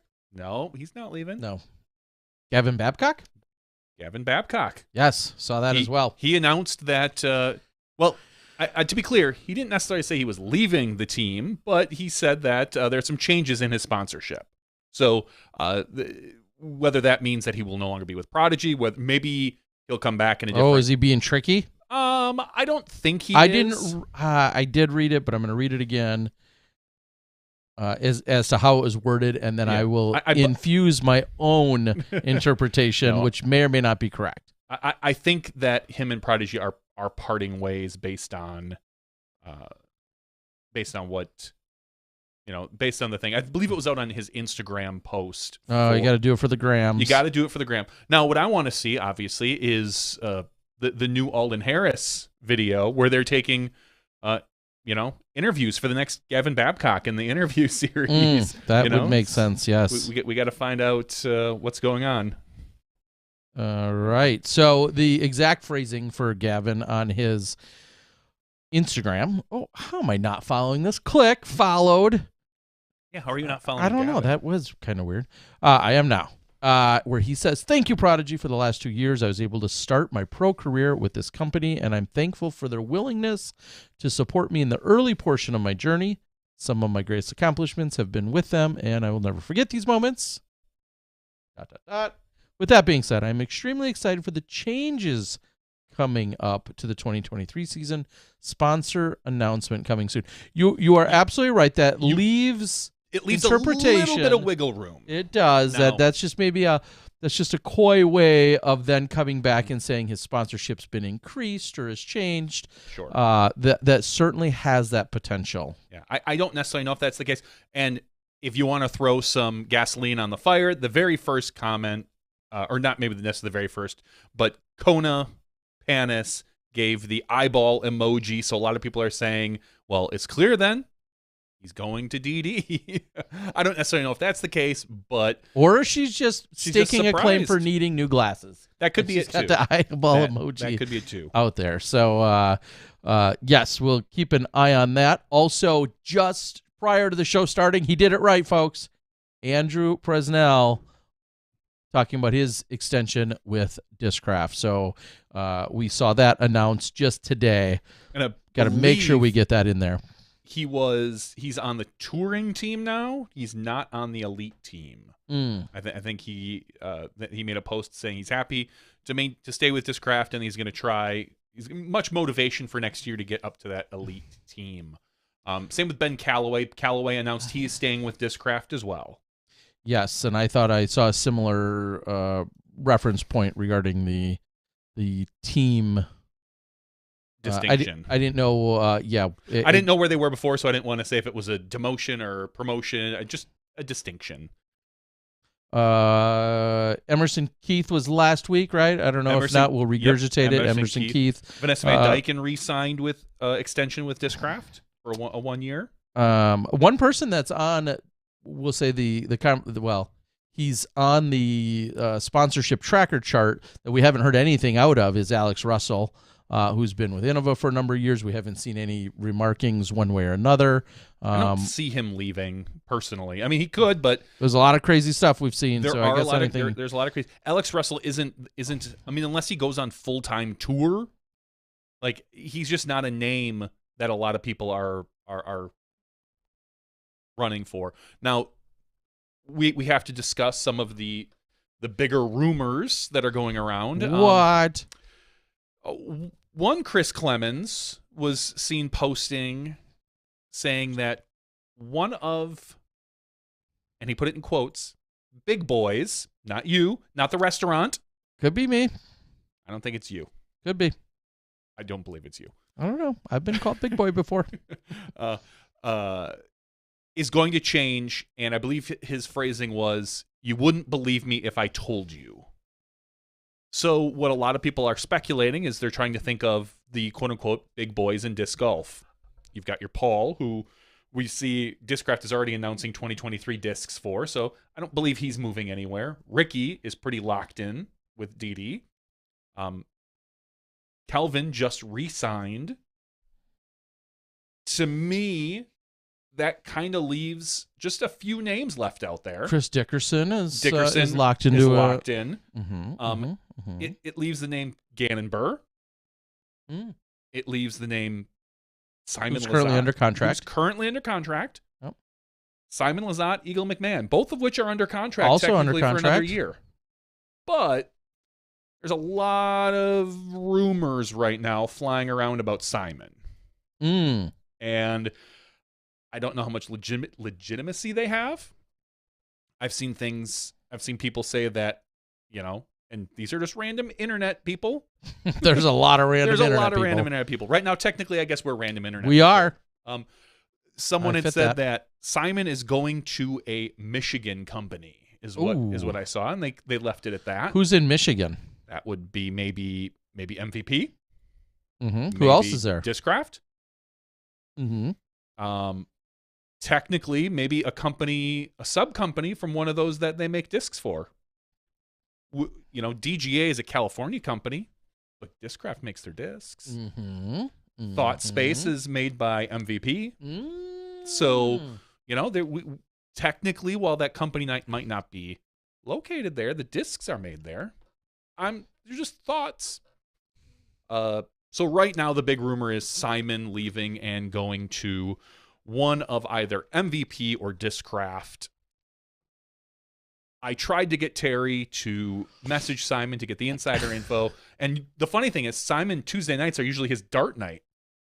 So he's probably too busy right now throwing darts at a sponsorship board, figuring out where he wants to go. Unless that's your clever hint at the end of a dart. Oh, I didn't think of that. Yeah. No. I mean, but again, lots of molds made by Discmania, obviously with their Innova origins. It seems like it would be a logical transition if he were to, have I said before that the Cloudbreaker is a destroyer? Have I said that? I think you've said that. Anyway, don't come at me, Discmaniacs. I know you're going to get all worked up. Well, and here's the thing. I think a lot of people are pointing to Simon because he's got the longest contract. He's been under contract for 4 full years now. Technically, his contract ends next year. Eagle signed a 2-year last year, so he still goes through 2023. Simon's quote-unquote contract maybe isn't as rock solid as some of the ones we've seen more recently signed. There are rumors that there's some sort of trade involved, which I'm not going to necessarily put any money or a buy on. That was the original rumor, was that he was maybe going to go to Latitude 64, that there was something in the fact that Lat 64 is part of the company that's working with Discmania, and that maybe there was a trade involved. I'm not putting any stock in any trade rumors because we've never in our lives seen a trade between two companies for a player. Yeah, you could have one player get picked up, or I'm sorry, one player leave a team, and then another player on that team leaves the team and then joins over. But trade is just not a word that really gets associated with our disc golf contracts. I mean, like you would find on a basketball or a baseball team, for instance. Because we're not really. Sponsors aren't in control of players like they are with a team. You sign a contract, I'm willing to bet that one sponsor can't just sell that contract to another sponsor. I don't believe that's a possibility. So the term trade to me seems really out of line. Now, if someone gets out of a contract, we've seen that plenty enough in the last few years. That's one thing. Maybe somehow there's a buyout option. I don't know. We don't even know necessarily if it's Simon. Could be Eagle. Could be one of our other top players. Who knows, Terry? What other top players are out there? Yeah, I mean, I think one of the biggest challenges now is that we have learned through the last few years that although we have contracts, their toilet paper in the rain are still often broken, ended amicably, which is a big word for me to say. Or not, but contracts have come and gone. The fact that there is one, we all agree, is great. However, rarely have these contracts seemingly been rock solid and or the final end all be all, because we've all talked about it, how if and it's really funny when it comes to even an individual sport, like if you're miserable at a company And like, at what point is it obvious, and or are you doing yourself and this other company a disservice? Now, but I know there's probably clauses and obligations, but if you're not fulfilling them with any vigor, excitement. yeah, I was going to say anything that's genuine, genuity. What's the word for? What's the other way you'd say? Just make up a word like genuinity. Yeah, like genuine. My pony. My pony. I knew that was coming. Damn it. It has to be. That's the only way. And who makes the pony or the stud? The colt. Innova. So throwing more darts. Anyway. That's some like 4D chess right there, Terry. Yeah, I know. We all knew Genuine would would eventually get into the conversation. So there are so many, that's why it's funny to look at contracts, and they're great because they give us some expectation. But then when a contract does anything but extends, then it just feels kind of funny these days. So,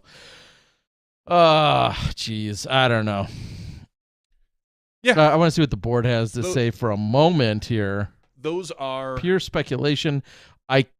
Danny says, I can't imagine Discmania didn't breach a production clause of Simon's contract from 2022 or from 2020 to now. Here's what we'll say, and this is a generic response to that.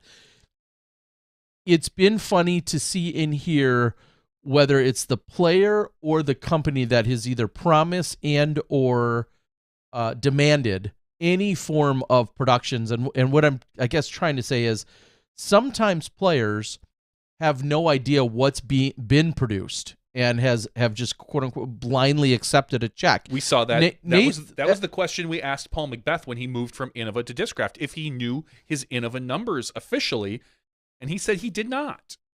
Yeah, and Nate Sexton, for instance, doesn't know how many Firebirds will get printed in 2023. He just does not know that answer. He knows he will cash the checks when they show up, but he doesn't know if you said, I need within accuracy of 100, quantity of 100, tell me how many 2023 Firebirds. He couldn't give you that answer. He couldn't bet his life on that. He couldn't bet one of his Firebird checks on it, that he knows that. And I'm just using them as an example. Every company now is just a little bit different with how they structure that. Mm-hmm. If your discs are made and a manufacturer may come along and say, you know what, MPO player X, we're going to make 5,000 of your discs. And if they sell, we'll make more of them. They may say that to one person, and you go to a different company and they say, hey, here's what we're going to do. We're going to make 1,000 of your discs. And only 1,000 per month. That's the max we can give you. If they all sell, great. If they don't sell, great. But we're only making 1,000 per month, but we'll give you up to 12 months for that to be a possibility. I mean, every single manufacturer, and then a lot of the manufacturers, the little insider I can tell you is their bonuses can be based on if you sell X amount of discs. So we're giving you a guaranteed contract for blank, and that includes, or that's with the assumption that 10,000 of your discs sell. If you get to that 10,000 discs, you're getting your full contracted amount, but if you sell another 10,000, you're going to get this much more. So with some of the companies, your earnings can feel almost unlimited, assuming those discs are being made. If you say to them, hey, you sold 10,000, and then you say, well, we're not going to run anymore for you, then your hands are tied. So there's a lot of different factors that can go into it.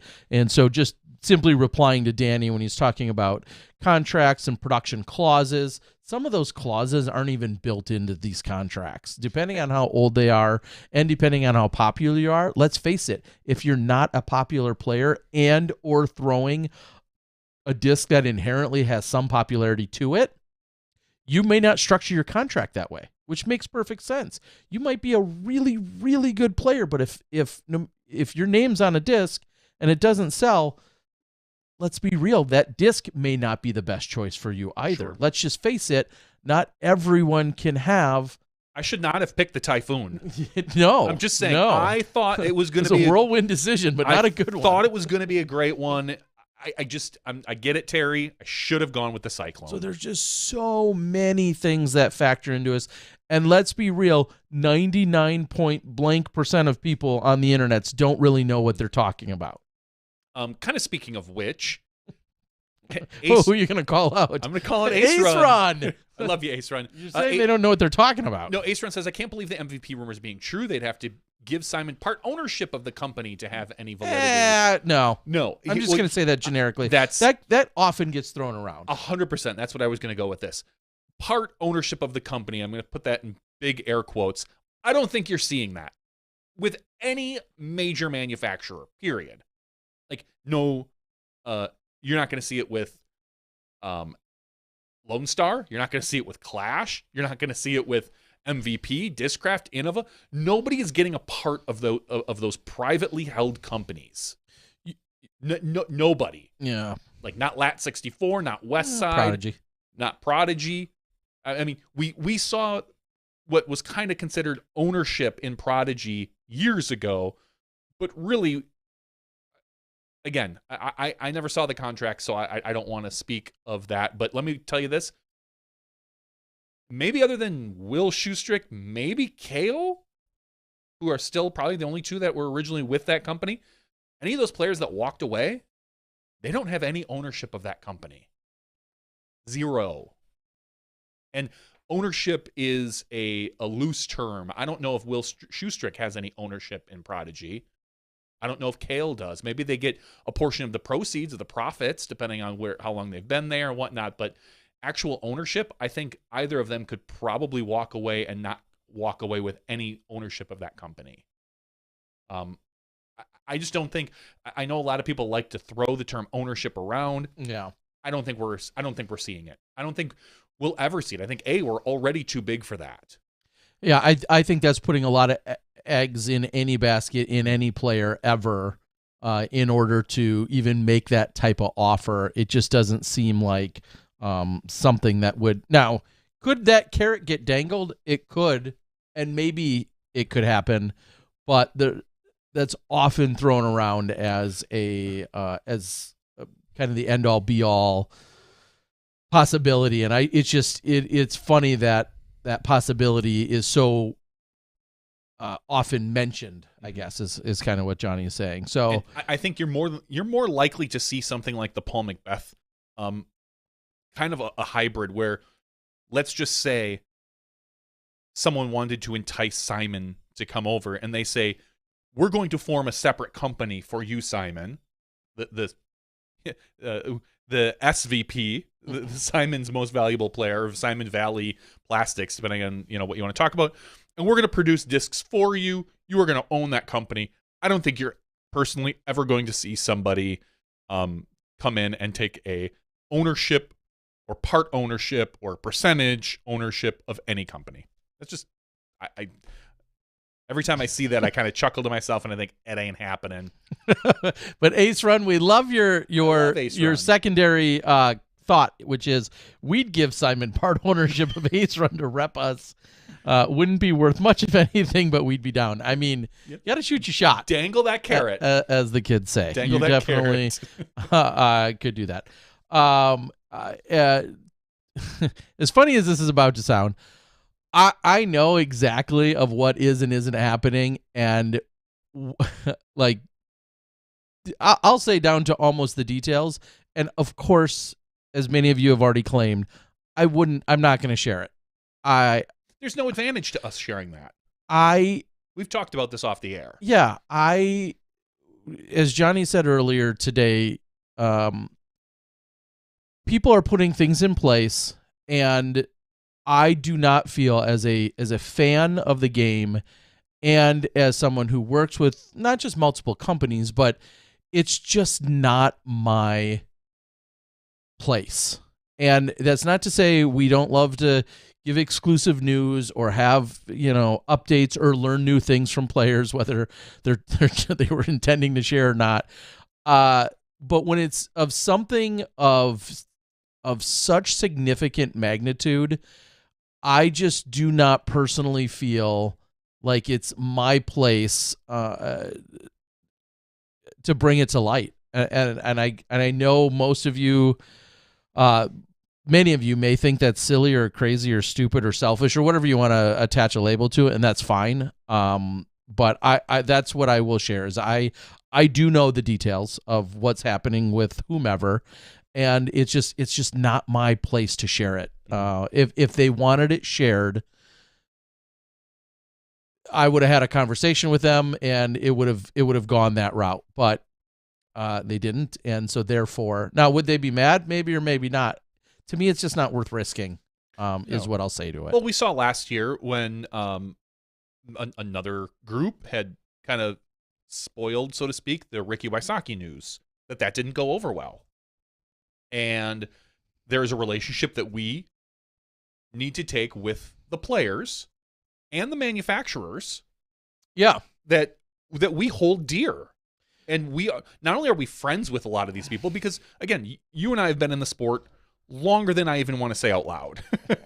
You know, we're in our 40s, and we've been playing this since we were teens. So we know a lot of these people, and we have personal relationships. You know, we'll go to dinner with them if we're at an event or something like that. I don't want to risk that. And I have a spot in the media, but my spot in the media doesn't necessarily mean I need to break that news. And as we know, there is value to these big announcements. We've said it before, that I said it a couple weeks ago, that if it were up to me, when that announcement drops, they better have plastic ready. And if I spoil that announcement, assuming it's a plastic sponsor, what it could be a rubber sponsor, could be some hard Vibram. seltzers. Just saying. I mean, Simon is in Massachusetts. Yeah, I mean, he could be going to Vibram. Yeah, I'm just saying it could not be Simon. Yeah, I mean, it could be Eagle. Eagle could be moving to Massachusetts to work at Vibram. I don't know. I don't know anything. I truly don't. But what I'm saying is that by someone like us breaking that news early, it kind of could kill some of the momentum for those disc sales. And I don't want to be the responsibility of someone hurting somebody else's pocketbook if it comes down to that. It's just, there's no advantage to us. There is some advantage to having a little bit of, like you said, the exclusive news, maybe a little bit of clout chasing to say, oh yeah, you know, we're in the know, we know, our people know. It just, for any person, not just Simon, but, you know, the Paul news, any Ricky news, any of the people that are possibly moving that have not even been talked about yet. Because I guarantee you there's going to be someone that moves that people are going to be like, oh, wow. So it's just one of those things that I would rather. Now, any player that wants to come on our show and announce, we're here for you. We would be happy to promote that. Certainly. Yeah, which clearly comes with a different, you know, set of what you're trying to accomplish at that point in doing so, and we're happy to do so. So, all right. Yes, Ray, we did talk about Thomas Gilbert to the airport, TSA. Yes, we did. Yes, okay. All right. Is there any other news? Clearly, as we've been discussing at large, the announcements we're mostly hearing are people talking about their departures. Or extensions. Or a few extensions, but largely the departures. And as Missy and others have said, we're going to see more of those new, fresh announcements be made come the first of the year. Yeah. Yeah, there could be a couple of them, and that's the maybe the tidbit I'll throw in there to make it even spicier. There could be a couple of pretty big names that are in the works. I personally have heard of one or two. So, and we could be referring to Cameron Messerschmidt, who has one of the biggest names in the sport. I've always said when I'm doing graphics for any sort of video, I always use Cameron Messerschmidt's name as a template because it's the big. Yeah, it's a long name. It is. Or I would use my full name, Jonathan Van Derzen. But Cameron Messerschmidt, you got to go that, because if you can fit his name into a graphic, then it fits everybody. You're not going to worry about any other player on tour. Yeah.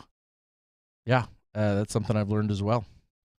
Ace Run says we will have Deanne Carey on our podcast later this week. We may or may not try to get out of her. Yeah, and I'll admit again, because we're getting a little cloudy here.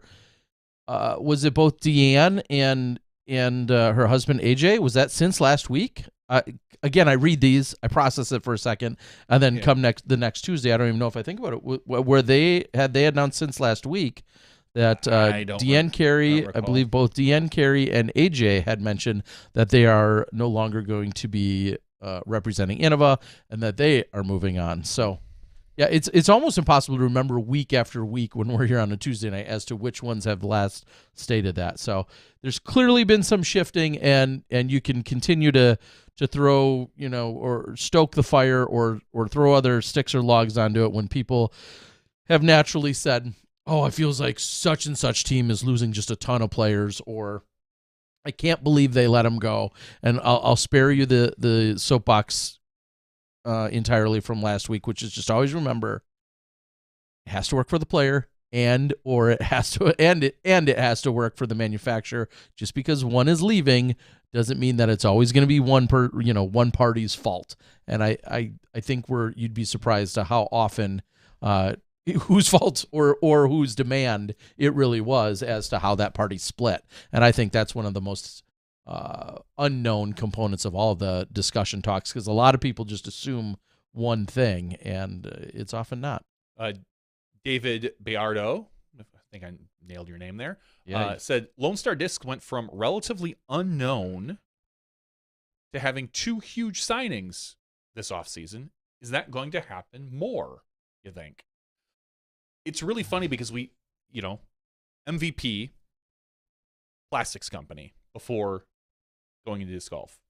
Lone Star, same thing, plastics company. They saw a space.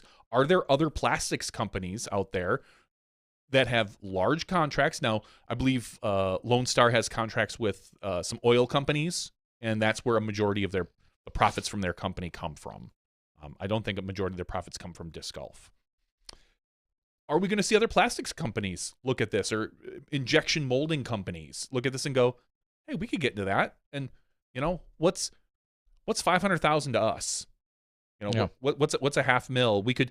You could spin up one of our machines that we already have. We could grab a player and 4 or 5 molds and let's go. Because that's kind of how I feel like Lone Star did last year, the year before, whenever they kind of jumped onto the scene. And then had a few people on their team, Leah and Chandler. I'm sure they had others, but those were the 2 big names. And now suddenly, as we see, Emerson Keith, Nico LaCastro, and ... probably a few more coming up. Yeah. So I don't know if we're going to see more of that, but it wouldn't shock me at all. It wouldn't shock me at all. Okay, so stay tuned next week, or probably January 1st. I think you will likely wake up to, or still be rip-roaring from the night before, whatever you're into. Come January 1st, I think we will see quite a few of the sponsorship news and announcements officially hit, or whenever they deem, there is something to be said about maybe not being on January 1st, because if you want yours to have a little bit more breathing room and or stand out, 12:01 on January 1st may not be all the best ripped time. Up. Hey guys, look at my new effing sponsor. They're great. I don't know. If I ever get to sign with DGA, I'm I don't plan on it. I'm going to at 12:01.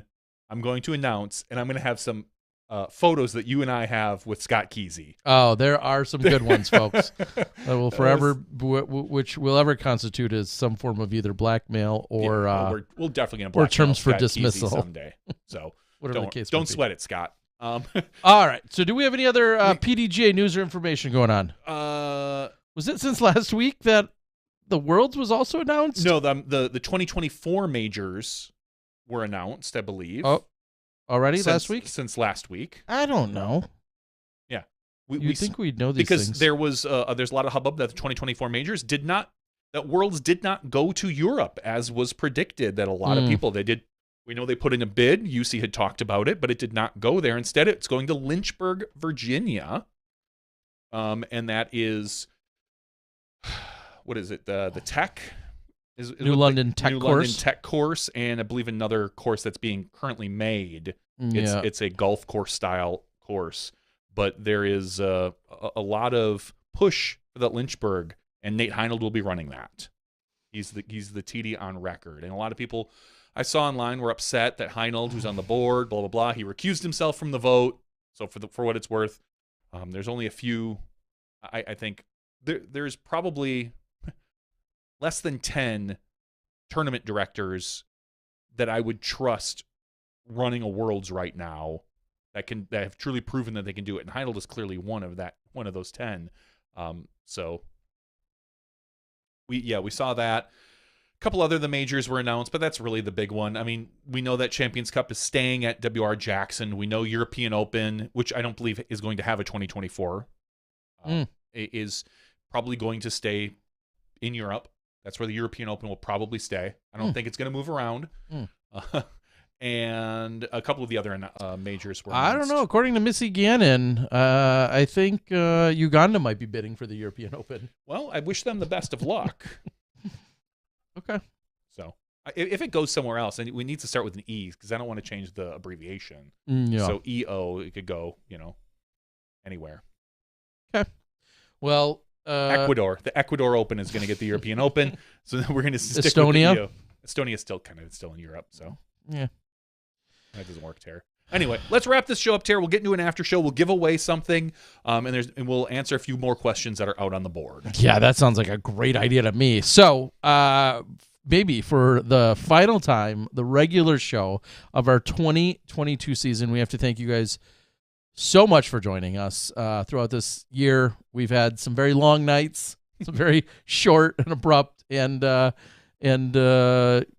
challenging nights, and we've had some just hopefully heartwarming and inspiring interviews, conversations. Sometimes we got a little testy, sometimes a little controversial, but when it was all said and done, it's been an incredible 2022, and we can't thank you guys enough for joining us, whether it's live or you've downloaded it because you're trucking across the United States, whatever the case might be, or any of our European friends or any other contingencies and countries across the globe. Thank you guys for joining us on our final night of 2022.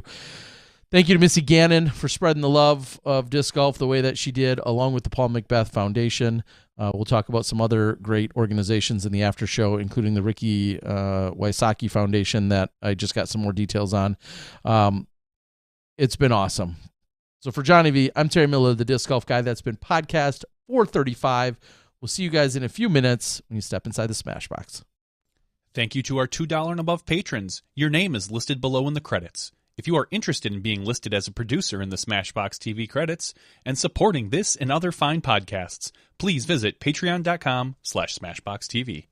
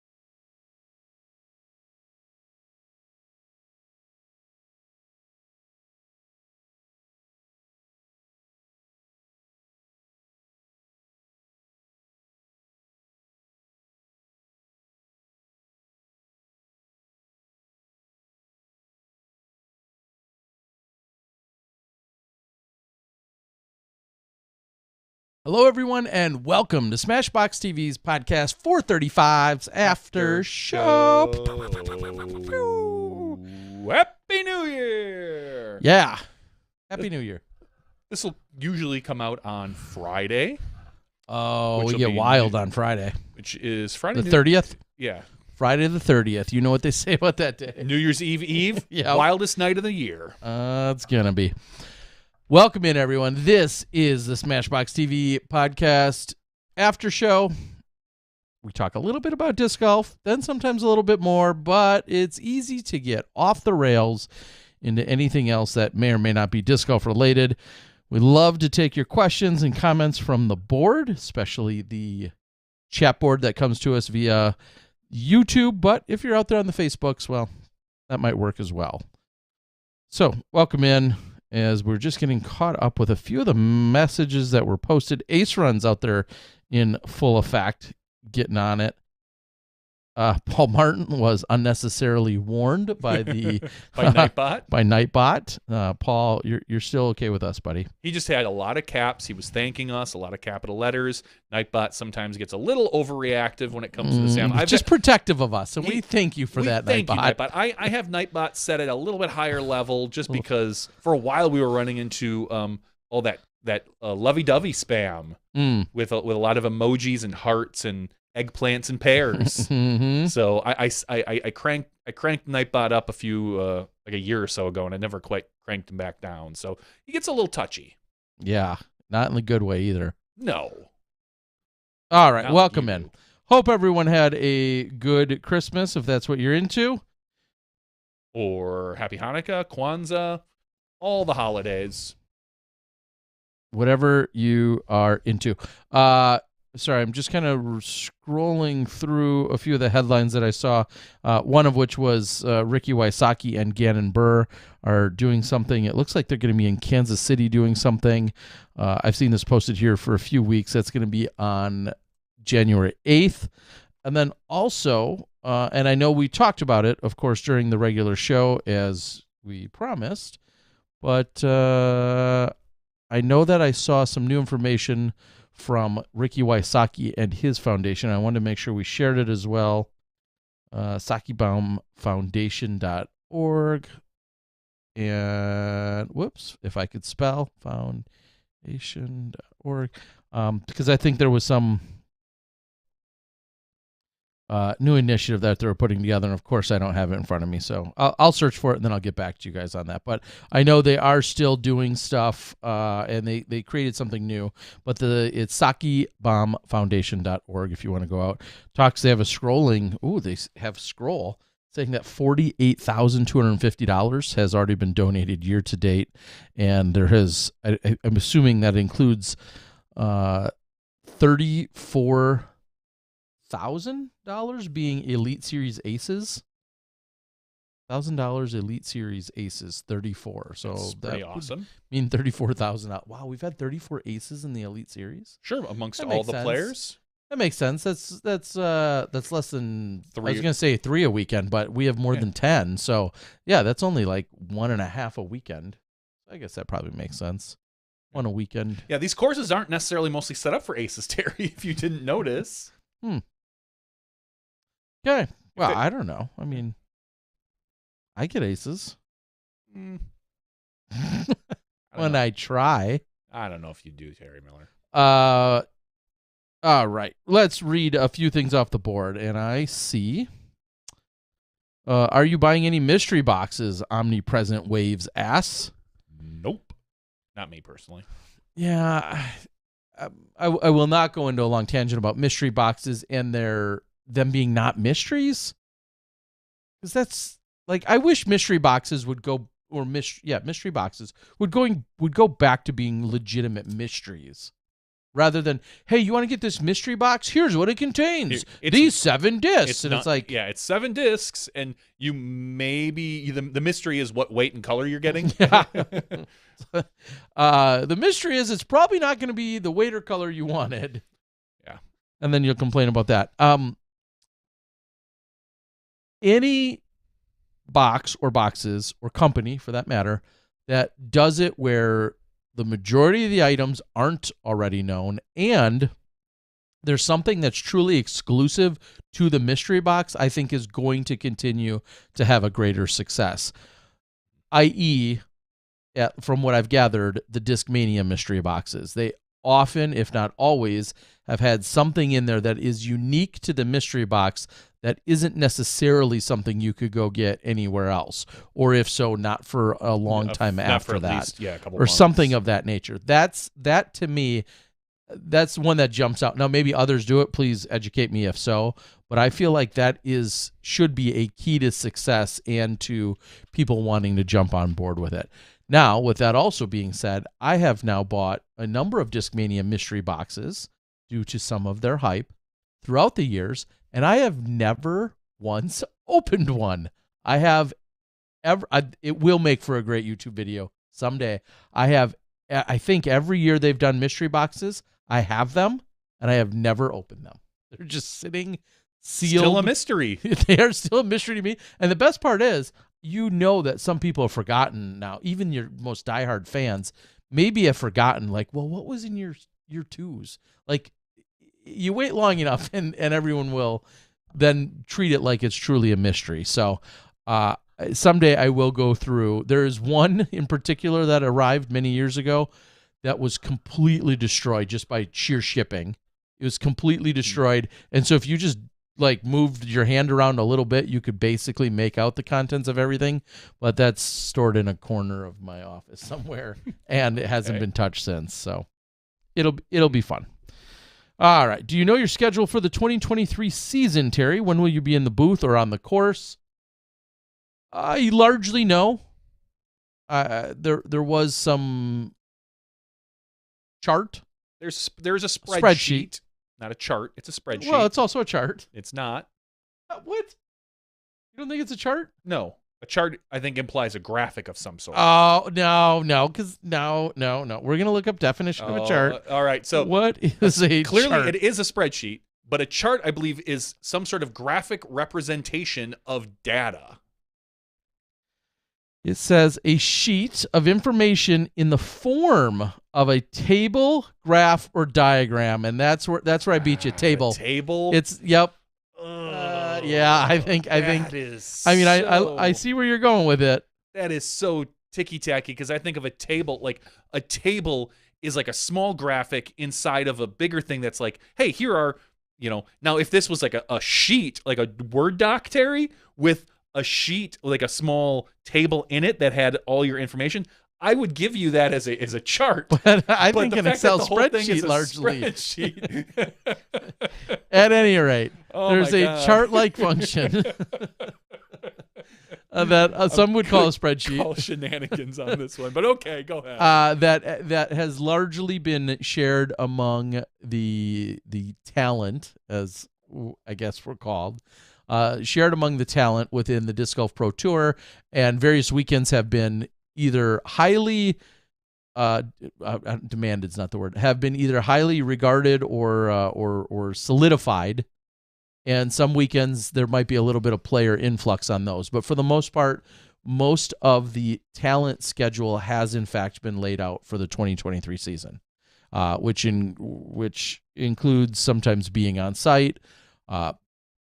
I don't know if we're spoiling news, and really it's not that impactful to the rest of the world, so I'll say it in case it is spoiling news. One thing that's been talked about is developing more on-site booths, so that becomes more of a regular thing. It certainly won't be every weekend and every event, but it's a strategy that's been. It was actually used many years ago where we had it quite often at events. We had challenges with it. Then the booths that were quite static, largely being either in Bend or Milwaukee. And now in 2023, we're going to see quite a few events that will have an on-location booth. And right off the bat, I think of our first regular Elite Series event being Vegas, where Philo and Ian will be in the booth. I'll be out on the course, but the booth will actually be located in Vegas as opposed to being in Milwaukee. So there'll be a few this season, probably like the Elite Series Plus events maybe, and Worlds. We've always had a booth on site, maybe the championships, USDGC is usually on site. There'll be a few of them where the booth is on site. I'm so torn on that. Personally. Yeah, it naturally, you're torn because naturally it comes with a number of pros and it comes with a number of drawbacks and additional challenges. That's the long and short of it. Someday we could get into more of those, but it comes with pros and cons, as does most decisions. Yeah. All right. Ray Zerhausen says, online sports gambling is officially legal in Ohio January 1st. If I stop showing up for podcasts, that's what happened, RIP. Let's keep your kneecaps engaged, Ray. We don't need... Oh, I figured it meant because he won so much money, he just like bought a whole new internet and then doesn't watch. He us. bought new hosts for Smashbox. He just bought a whole new, yeah. Well, I hope so. That's interesting. I'm gonna have to look into that because I don't know exactly what that entails for Ohio. I think they were one of the holdouts for fantasy sports as well. So if that's the case, that opens up a tiny little bit more of a door for me in different areas of Skip Ace. The only question is, where do you lose more money? Online gambling in Ohio, or developing a website called Skip Ace, or on the turnpike, or on the toll road of Ohio. You're gonna spend way more money there year after year, I bet. Johnny, your Packers are still alive. I genuinely believe they're gonna make the playoffs somehow. I mean, it's tough, right? Almost everything that could have went right this weekend 100%. Did. Yes, like I mean, and that doesn't guarantee anything, but.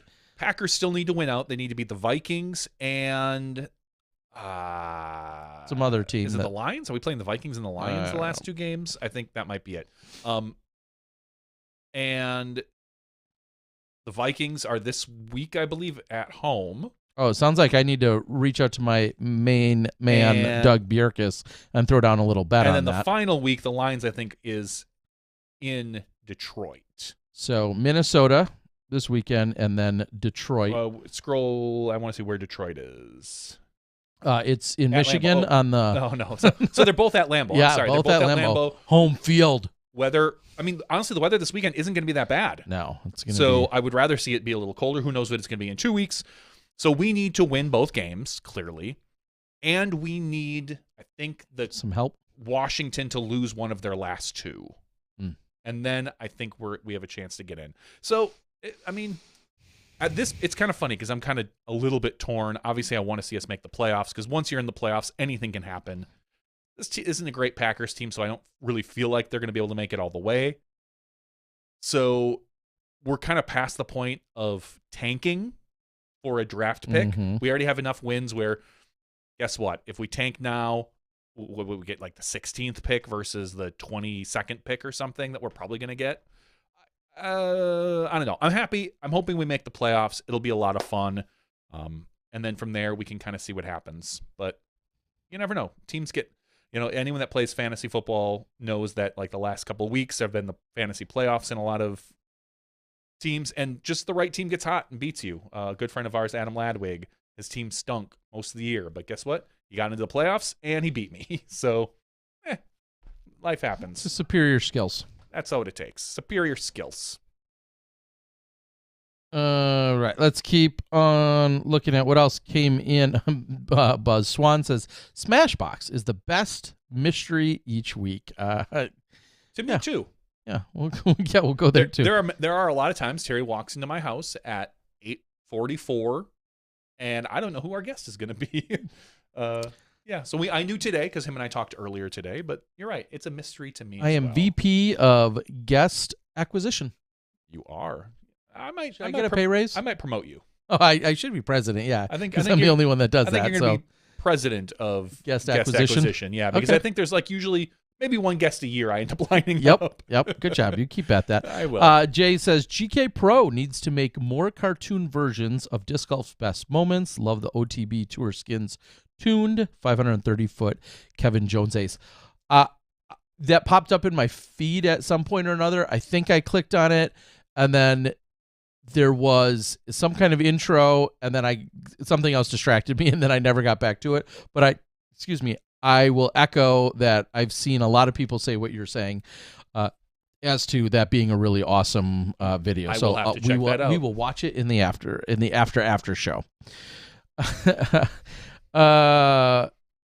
Bullet points equals a chart 100%. Yeah, hey, that's Nova. bullet points though. That's bullet points. That's not the entire spreadsheet. When no one says when I open up Excel or Google Sheets, like, Oh, look here's at my this chart. chart. Yeah, but you wouldn't open up Excel if you weren't going to have like a chart-like function, if you didn't want it to be chart-like. Otherwise, you just put everything in Word. No, they're two different Or applications. Docs. That's what I'm saying, though. But if you wanted to kind of act as a chart of sorts, that's why you would open up Sheets in the first place. Otherwise, you just put it all in Doc. Just saying. Hey, Nova, hope you're well. Nova has a new video out. I saw her promoting it earlier, so I will help promote it as well. Nova's got a new video. Let's keep on scrolling with some of these insights for you guys. Have you watched Cocaine Bear yet? Based on the true story from a bear in Kentucky. No, I here's what I've Will heard. you watch it? Do you know the premise? Yes, 100%. Okay, I do not. There's two movies that I do want to see that I think are going to be just dumb funny. One is Cocaine Bear. I don't think I'm going to go to the theater to see it. Okay. The premise is back in like the 80s, somebody dropped some cocaine out of a plane, and somehow a bear got a hold of it and basically ate a brick of cocaine, and it died. That's more or less the whole story. This is a different premise. The bear gets a hold of the cocaine and goes on a murder rampage. Oh, yeah. So it's very much embellished. It's when they say based on a true story, very loosely. That cocaine exists and bears exist. And there's woods. That a bear actually ate a brick of cocaine at one point. The other one I want to see is what's it called? Violent Night, or it's the Violent Santa murder, where it's basically Die Hard, but David Harbour plays Santa. I don't know why, but it tickles me pink when I see it. It's another one where I'm probably not going to go to the theater and see it, but I definitely am going to watch it once it hits either HBO or maybe if I rent it off of Amazon or something like that. I'm going to make some time to see those, because both of those look like movies that are never ever going to win any sort of award, but will sit there and make me laugh the entire time. Okay. Sounds good. Then somebody else asked if you watch Wisconsin. Do I watch Wisconsin football? Yeah, do you watch Wisconsin football? What are your thoughts on Luke Fickell? I'm not so much a college football person. Is Luke Fickell the transfer that is coming in for quarterback? I think I heard something that Wisconsin was getting something out of the transfer system for a quarterback. If so, awesome. I don't know. The only good quarterback Wisconsin I think has ever had is Russell Wilson. And he's all right. Russell was basically in for 1 year and left. Oh. And they lost. I think that was the year they lost the Rose Bowl with Russell. Figures rigged. Wisconsin is not known for their quarterbacks. They're known for their offensive linemen, their tight ends, and sometimes the running backs. Sometimes the running backs. Like it seems like a Wisconsin tight end is almost always drafted at some point. Wisconsin offensive linemen are always drafted. But the running back, I mean, we had Ron Dane. Yeah. And we also had Jonathan Taylor, I believe, was a Wisconsin running back who's now on IR for the season. But we've had a few good running backs, that's for sure. Well, coming back to my city, village. I highly doubt he will. I don't know. J.J. Watt, the pride of Pewaukee. That's where I live, folks. It is. Just about 30 minutes west of here, officially retiring, and made that announcement, today? Is that what I saw? Yes. Yeah, I think made that announcement today. today. He made an Instagram post basically saying it's his daughter's or son, I'm not exactly sure, first ever NFL game, and it's his last ever home game, which I think behind the scenes, I think in the Cardinals management knew that he was retiring or knew that he wasn't going to be moving on, but he made that announcement for the world saying that he will no longer be playing football after this season. Well, him and I are going to hang out. I hope so. It'd be fun. We should have him on the show. Yeah. Drop on in, JJ. That's brothers and whoever else plays. His dad, or I don't know. TJ, his brother. Yeah. I heard they're making a Rush Hour 4. They Paul are. says. Okay. You weren't into 1, 2, or 3, were you? I think I saw one in parts, maybe when we were in I college. I have not seen it all. I know that much. But no. Okay. Because I know this sounds dumb, but Rush Hour to me always seemed like a bad version of Bad Boys. Not that Bad Boys was great, although the first one was pretty good. But Jackie Chan, Chris Tucker, Don't float your boat. not usually. Chris Tucker is phenomenal in Fifth Element, though. I'll say that, which you would hate. So don't bother ever watching The it. Fifth Element? Yeah. With Bruce Willis? Yeah. Yeah, I saw that. Oh, I can imagine how much you hated it. Yeah, I didn't.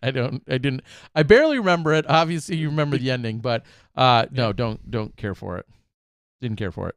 No, I wouldn't have thought so. Yeah, of course. I But loved it. I did watch I it. thought it was.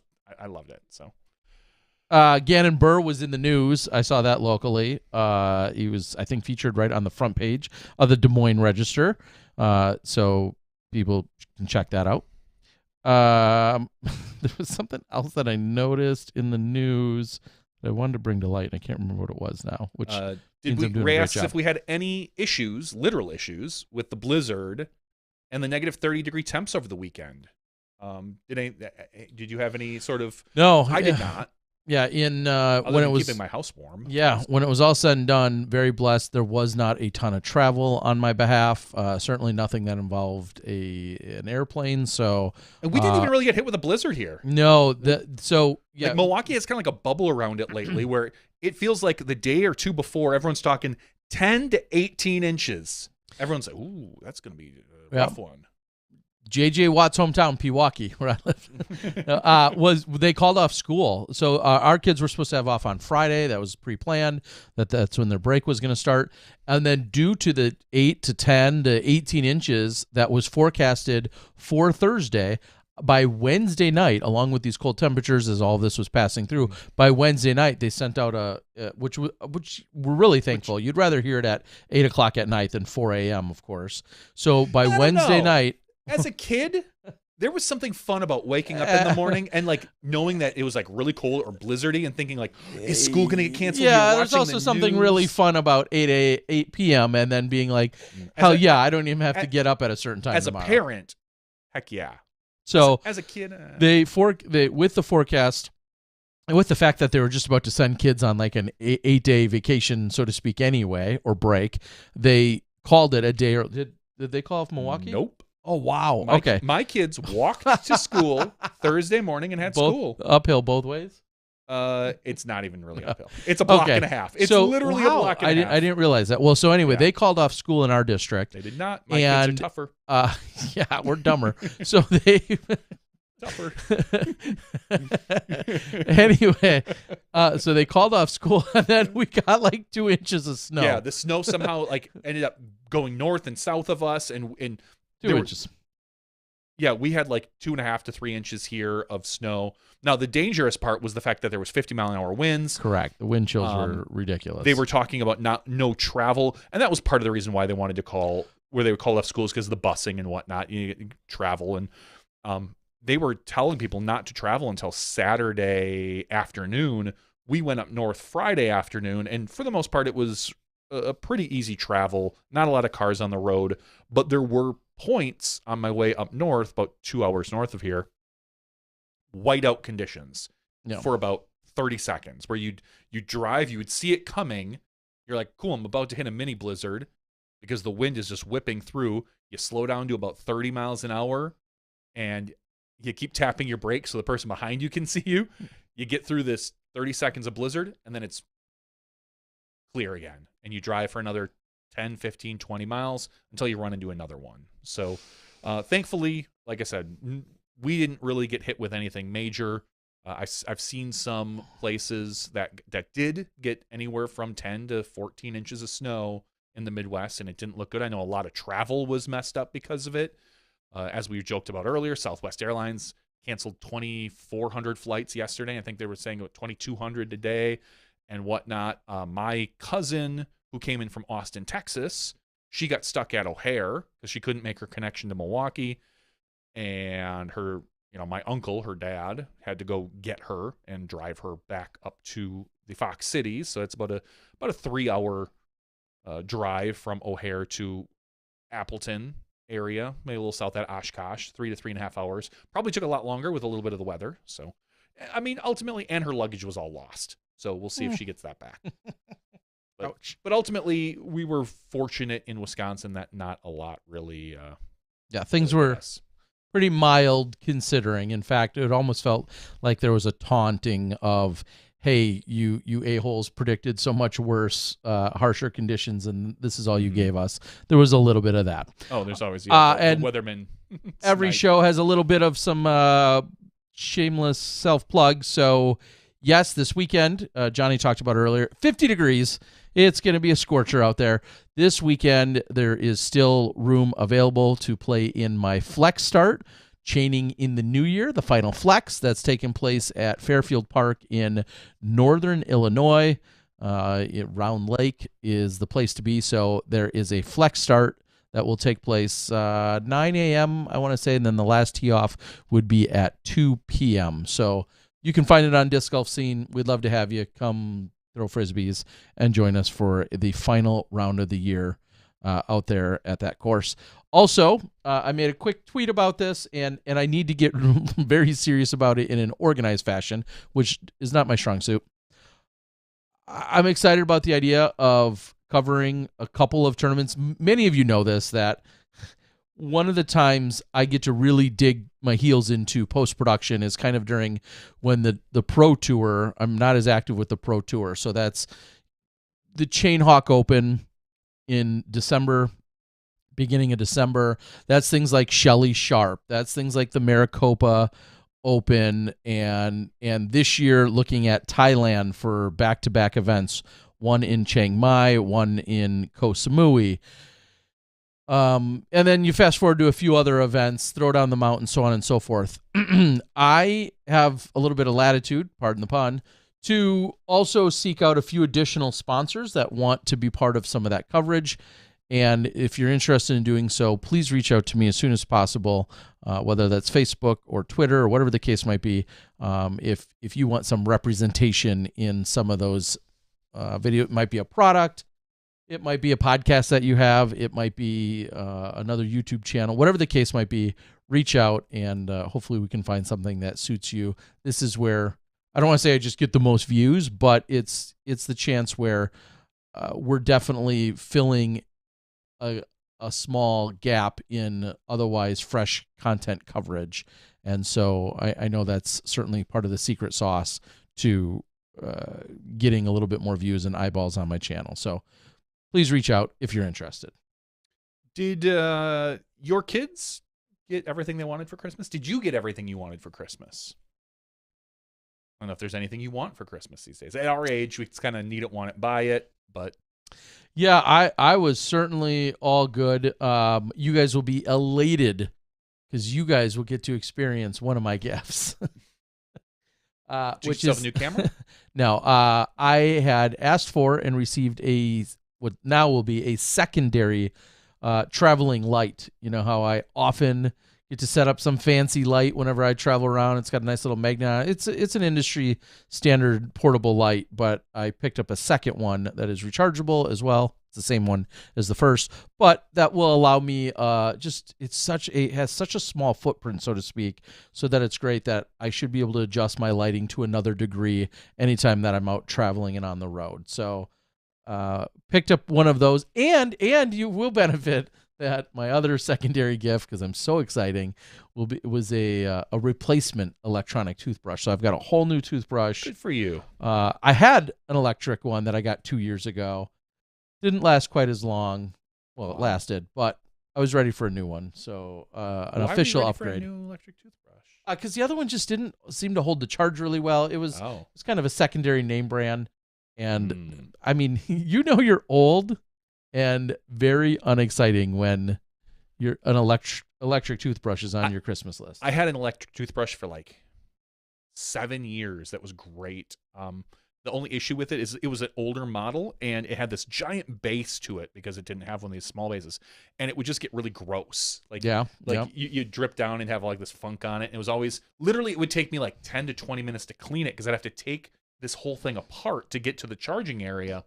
So finally, at some point, I got annoyed with that after 7 or 8 years of that, and I went and bought a very similar model, but with a much smaller base that matched my daughter's electric toothbrush. And so now we each have our own little one there, and yeah, I actually did that like 2 months ago. So I got a new toothbrush 2 months ago. So it couldn't be a Christmas gift. No, you gotta hold off for that. No. Sweet Christmas action. Yeah, my kids got what they need. Yeah, that's and then some. So everybody checks out. My son, and I kind of mentioned this to you. It was funny. He's opening up presents up north at my in-laws' place, and he opened up a Frisbee. They got him a Frisbee, an ultimate size disc from Tosy, Tosy, Tosy. It's got LEDs along the side of it. It activates when you throw it. I kind of chuckled at it, and they're like, oh, it's a Frisbee. You guys can. I'm like, no, it's a great Frisbee. It'll be fun to play. It's not a golf disc, so to speak, but I have enough of those. And I chuckled because I'm like, oh, I backed a Kickstarter from them a while ago, and they were like, oh, really? And I just looked up the Kickstarter, and it says here the campaign was supposed to fulfill in, I think it was like September of 2021. And I've yet to see my Tosy disc. So I got it. So their ad rates just went up. You mentioned their name again. They're going to owe us $200. I got an update from them, I think in November, with a video saying, hey, we're still working on it. And which is funny because they got 2,800 backers to the tune of $420,000. Wow. Yeah. So it's not like it's a small. I think if this was a small Kickstarter, I'd be like, oh, Toasty's a known name brand that went out and is doing golf discs. So I'm curious as to when this will at some point show up. It's the world's first smart golf disc, AI powered. By the time we get it, it might be like the third. Well, it's funny that somebody else was able to purchase it and get it to you. Oh, no, but it wasn't this one. This is their golf disc. Okay. My son got their ultimate disc. Okay, and so that one obviously is much. It's been around for a while. So I did get a kick out of that when he opened that up from my in-laws, and they saw me laughing, and we had a little discussion about the different types of discs there are out there. Oh, in other randomness, which most of you, if you're subscribed to Smashbox, you may have already seen, but in somewhat random fashion, since last week, I had also produced a couple other videos that were just sitting there ready to go or needed to polish. Video. I did, but before even that, I had released the memorial. And call this you can't call it a proof of concept. I understand that entirely, but I released memorial footage from the Memorial Championships. It was granted it's back in March, but it was rounds 3 and 4 of the lead card of MP40, and so it featured Steve Brinster, Dutch Napier, Pete Ulibarri, Shasta Chris. Then, spoiler, I released the lead card of the final round, 4th round. We didn't have people out there getting rounds 1 and 2, but we released the 4th round as well. It had Pete Ulibarri, Shasta Chris, Steve Brinster, and then KJ Nybo. And the views are somewhat consistent. I'm looking at them right now. They've all been up for about 4 or 5 days, and we're looking at roughly 2,500 views per 9 holes.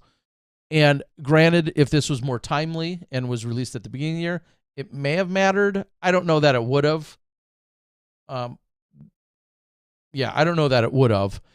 But it does shed it is one tiny snapshot into MP40 coverage in terms of viewership. And I'll be interested, and I've got a few other MP40 videos throughout the years. I'll be interested to see. And I'm going to wrap this all up with getting to the point, which is the Disc Golf Masters Tour and what viewership looks like. And that's something we asked Callie about and talked to her about. I know Ace Run has stepped up and said that they're going to be have a part in that as well. Some events, yeah, maybe all of them. 2023 will really shine a huge light on what Masters coverage demand looks like. I think that's maybe what I'm getting at. I think here's what I'll say about that. Look at what FPO coverage used to do before there was consistent FPO coverage like that we see on the tour. So and I'm not saying you're doing this, but I think judging the Masters coverage that you're putting out to a consistent tour where you can build up anticipation, you can watch development of players and whatnot on a tour. I think if something like this, the Masters Tour, is going to happen, you're going to have to do something like that just to bring excitement to the division. A consistency more than anything. Because a one-off isn't going to do anything for anybody. There's almost no anticipation, no excitement in it, as opposed to a consistent tour that we will hopefully certainly see. And that's why I said this is more so a snapshot, not so much a proof of concept. It's just a snapshot, and like we said, whether it was advertised more or the players that are on it. I mean, those are 4 stellar players that I feel like have some name. It'll be interesting to see, or 5 in total. It'll be interesting to see. And then also, I did go, and thanks to somebody else's post, I'll shout them out. I think it was Disc Golf Fanatic, who I don't know where they got it from, and unfortunately I couldn't fact check it, so I kind of did. Had posted the 5 best rounds, or the top 15 rounds, I should say. Oh, I was going to say, that came originally from Statmando, maybe? I think Statmando started something like that. There was kind of a I don't say a meme going around, but just like a little viral thing where everybody was posting their top 5 rounds. Their personal top 5, yeah. And then at one point, somebody made a list of the top rounds of all of NPO and the top rounds of all of FPO for the year. And I looked at that once I saw that list. I was like, wait a minute. My channel currently houses the 2 top rated rounds of the year. I was like, oh. Well, hey, I should see if I ever, put those out as individual rounds, solo rounds as I call them, and I hadn't. So I went out and immediately grabbed the second best rated round of the entire year of 2022, and I released that on my channel. And you're going to release the first? And I will release the top rated round of the year. And spoiler, I believe was it the only round that got over 1,100? Either way, it was the highest rated round of the year. No, Anthony Barella hit over 1,100. But not at an A tier or above. Correct. Not at an A tier. So, okay. That is the caveat I should make sure to include there, or the distinction at an A tier or above. A tier, Elite Series, or Major. And so I'll release that as well. The only thing that I dislike about having Kristen Tatar's, one of her best rated rounds of the year, it's at the same course with these other 2 great rounds where, so if you're watching it, you should. But if you do, some people are going to be like, oh, all these top-rated rounds all came from the same course. Memorial? Mountain Hills. Yeah. They're great rounds, clearly. But as we know, Fountain Hills tends to produce some of those hot rounds. But if you outplay everybody, they produce hot rounds. I just think, as everybody says, the round ratings at Fountain Hills are a little bit elevated compared to the difficulty of the course, because with Fountain Hills, as we all know, you could take a 2 or a 4 on every hole because there's water there, or a 6, if you go out multiple times. So, you and I could throw almost an identical shot, land near the basket. I get just kind of a cruddy roll on almost every hole, and I'm taking 4s and you're taking 2s. The quality of the play, I feel like the Memorial isn't as spread out as the round ratings make it feel, just because of all the OB. Now, they're still great rounds. Anytime you're shooting anywhere up there, it's an amazing round. So, but yeah. So they'll be available. Robert, you got to rewind, bro. You want Simon to MVP rumors? You got to rewind. We beat that one to death. WT Force Wade, I believe, says a Masters age, says a lot about the earlier generations.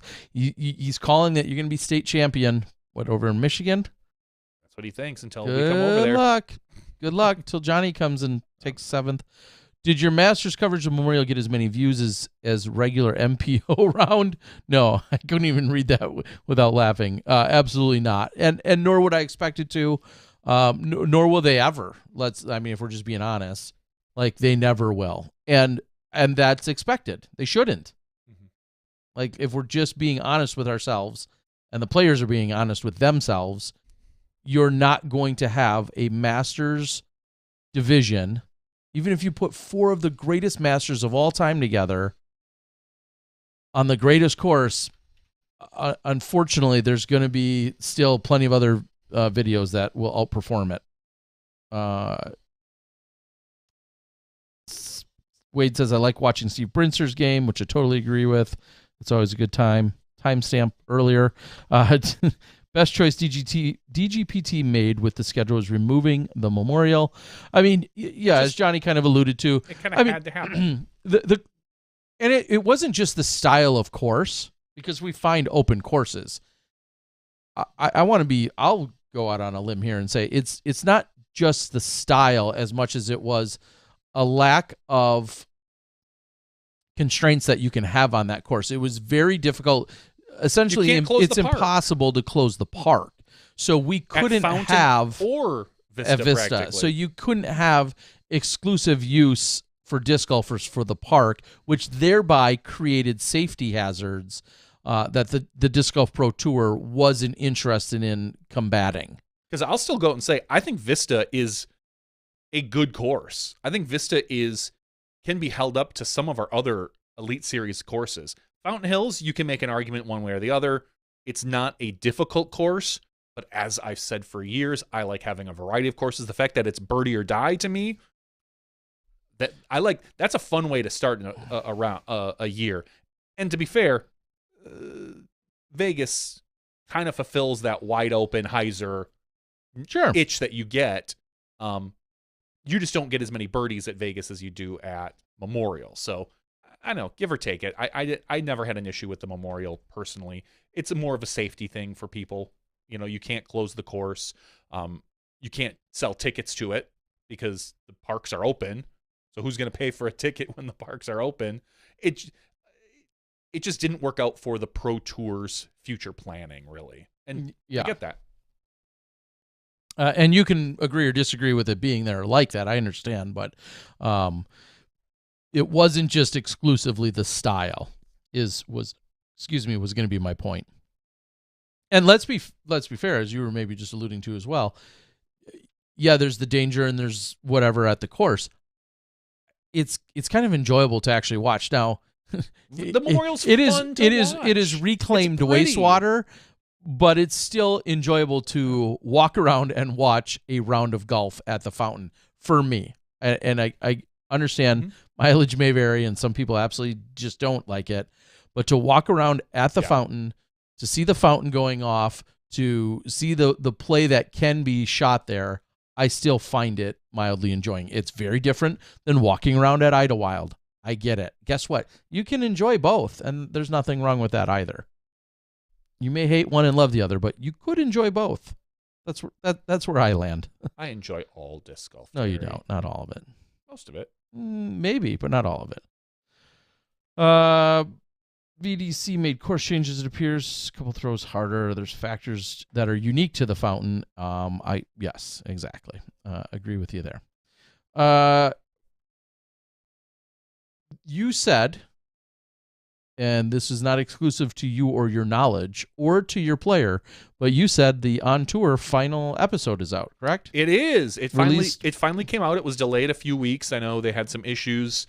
I don't think they wanted to say anything, but I know there were some issues in the backside, so things got pushed back. But I think a week or so, or 2 weeks. I don't know. But anyway, I watched the 6th episode because that's the one I clicked on. I forgot that I hadn't watched the 5th episode, so maybe we'll go back and watch that. It was good.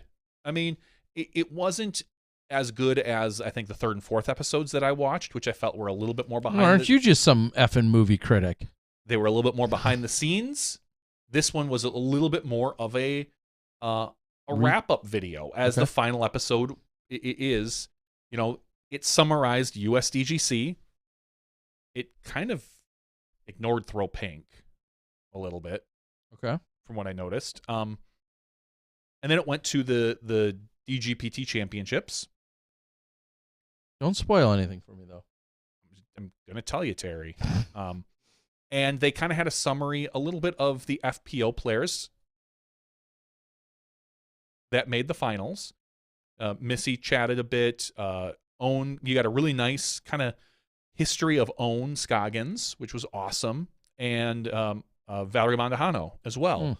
I don't think Tatar was available to do kind of a sit down with them. I think she has chatted in she did talk in some of the earlier ones, but I don't necessarily think she had a real big in-depth thing in this one. And then they talked, it's funny because I did honestly skip around a little bit in it when they were summarizing the men's side, watching Ricky go and birdie hole 18 twice again. Overall, I liked it. I didn't like it as much as a couple of the earlier episodes. I'll say that. But it was fine. I'll go back and watch episode 5 at some point now. And now that I've spoiled the season ending. Yeah, I tell you. I was unsure of how it was going to end up. And as everybody says, just put Own in front of every camera. Every camera. In fact, if you're Own Scoggins, just find a camera and go to it, because that person will not be able to take the camera off of you. She is so entertaining, always. Even when she's sitting there chatting, she's got like this, the typical white background where she's sitting there having an interview. Still the most entertaining player that you can imagine. Talking about her history, working in, about how every day for her is fun because she has worked at difficult jobs where she grew up in Laos. And, she's like, I'm not carrying heavy things. I'm not, working in fields. I'm not doing these things. I'm playing disc golf. Mm-hmm. So to have Own kind of give a really nice background into what she does is phenomenal. And by all means, like I said, it shouldn't be called On Tour next year. It should be called Own Tour. Hey-o. And just follow Own around. Well, if you want to do that, which is funny because I was also just scrolling through her Instagram where she is in Laos, as Johnny just mentioned. She's been there since shortly after the Phoenix Ladies Open. Yep.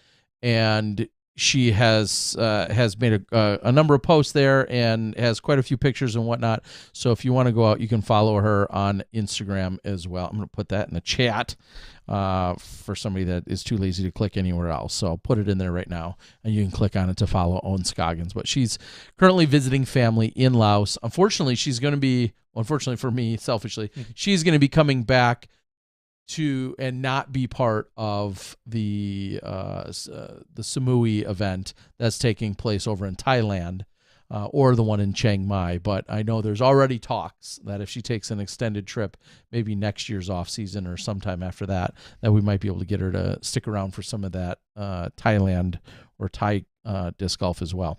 So looking forward to it. All right, Johnny. And another quick announcement. I know we talked about her briefly last week. We have not seen any manufacturer announcement out of Erica Stinchcomb, but she said she is going to continue her relationship and her sponsorship with Skybreed Discs, who have supported her tremendously in the last couple of years. So she did make that announcement, and she said that she is still working on finalization of a possible disc manufacturer. So if you've got one of the hot geese there, one of the two hot geese in your radar, that's exactly what she is working on. Let's Skybreed Discs. Okay. All right, Terry, you know what we can do? We can give something away tonight. Yes, we can. I don't know what we're going to give away. Oh, I got stuff. I know you do. You always have stuff that I we're have going to give stuff, away. and it's not going to be a mystery box, and it won't be a 6-time claw disc, but it'll be something of less value than those things.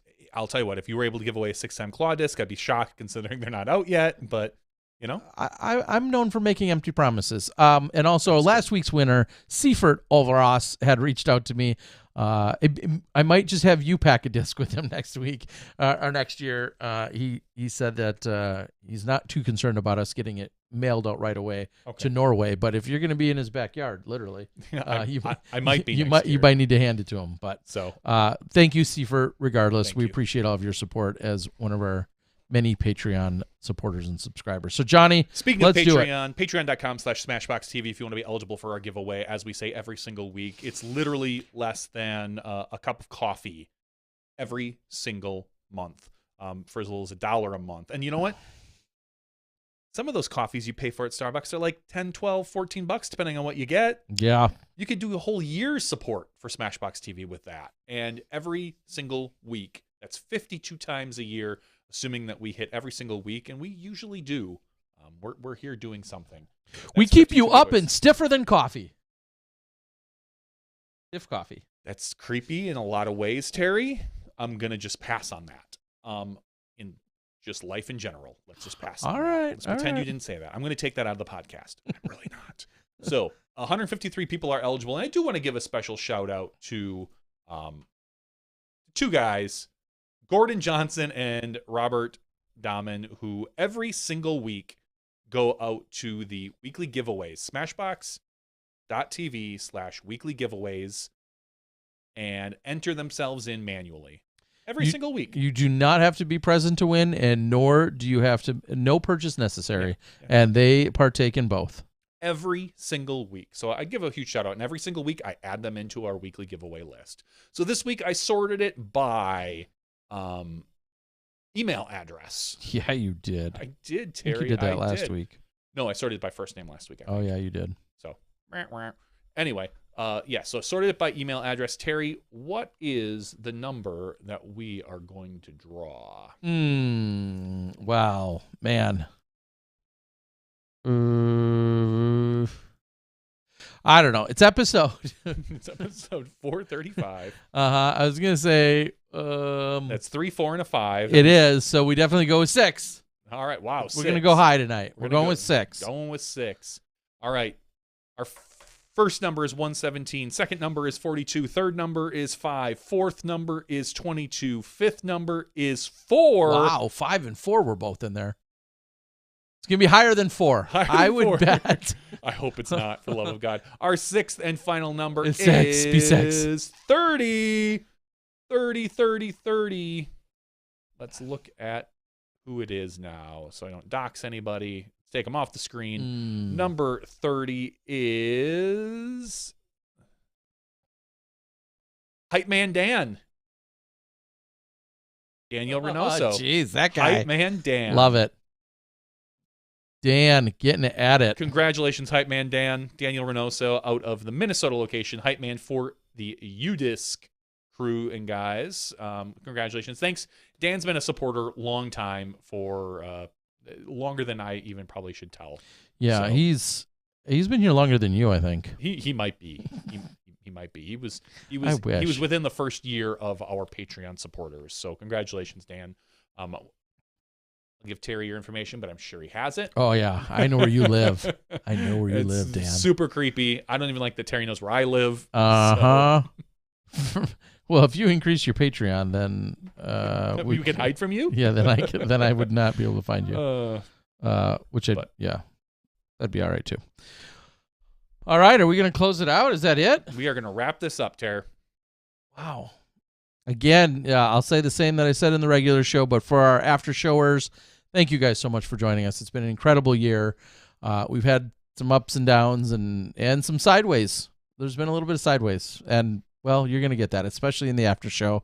But we are so honored and privileged that you guys somehow click that download button, or you tune in live week after week, and we very much appreciate each and every one of you, especially our Patreon subscribers. We're not going to lie, we love you more because you love us. We always say it. Or at least you pretend to, with trying to bribe us. And we're like that. We'll take it. So thank you for an incredible 2022. It's been another season of Smashbox TV podcast. We make no promises for improvement in 2023 because I'm still with this guy. So I think we've already hit the ceiling. For Johnny V, I'm Terry Miller, the Disc Golf Guy. That's been 435's After Show. We'll see you next year when you step inside the Smashbox.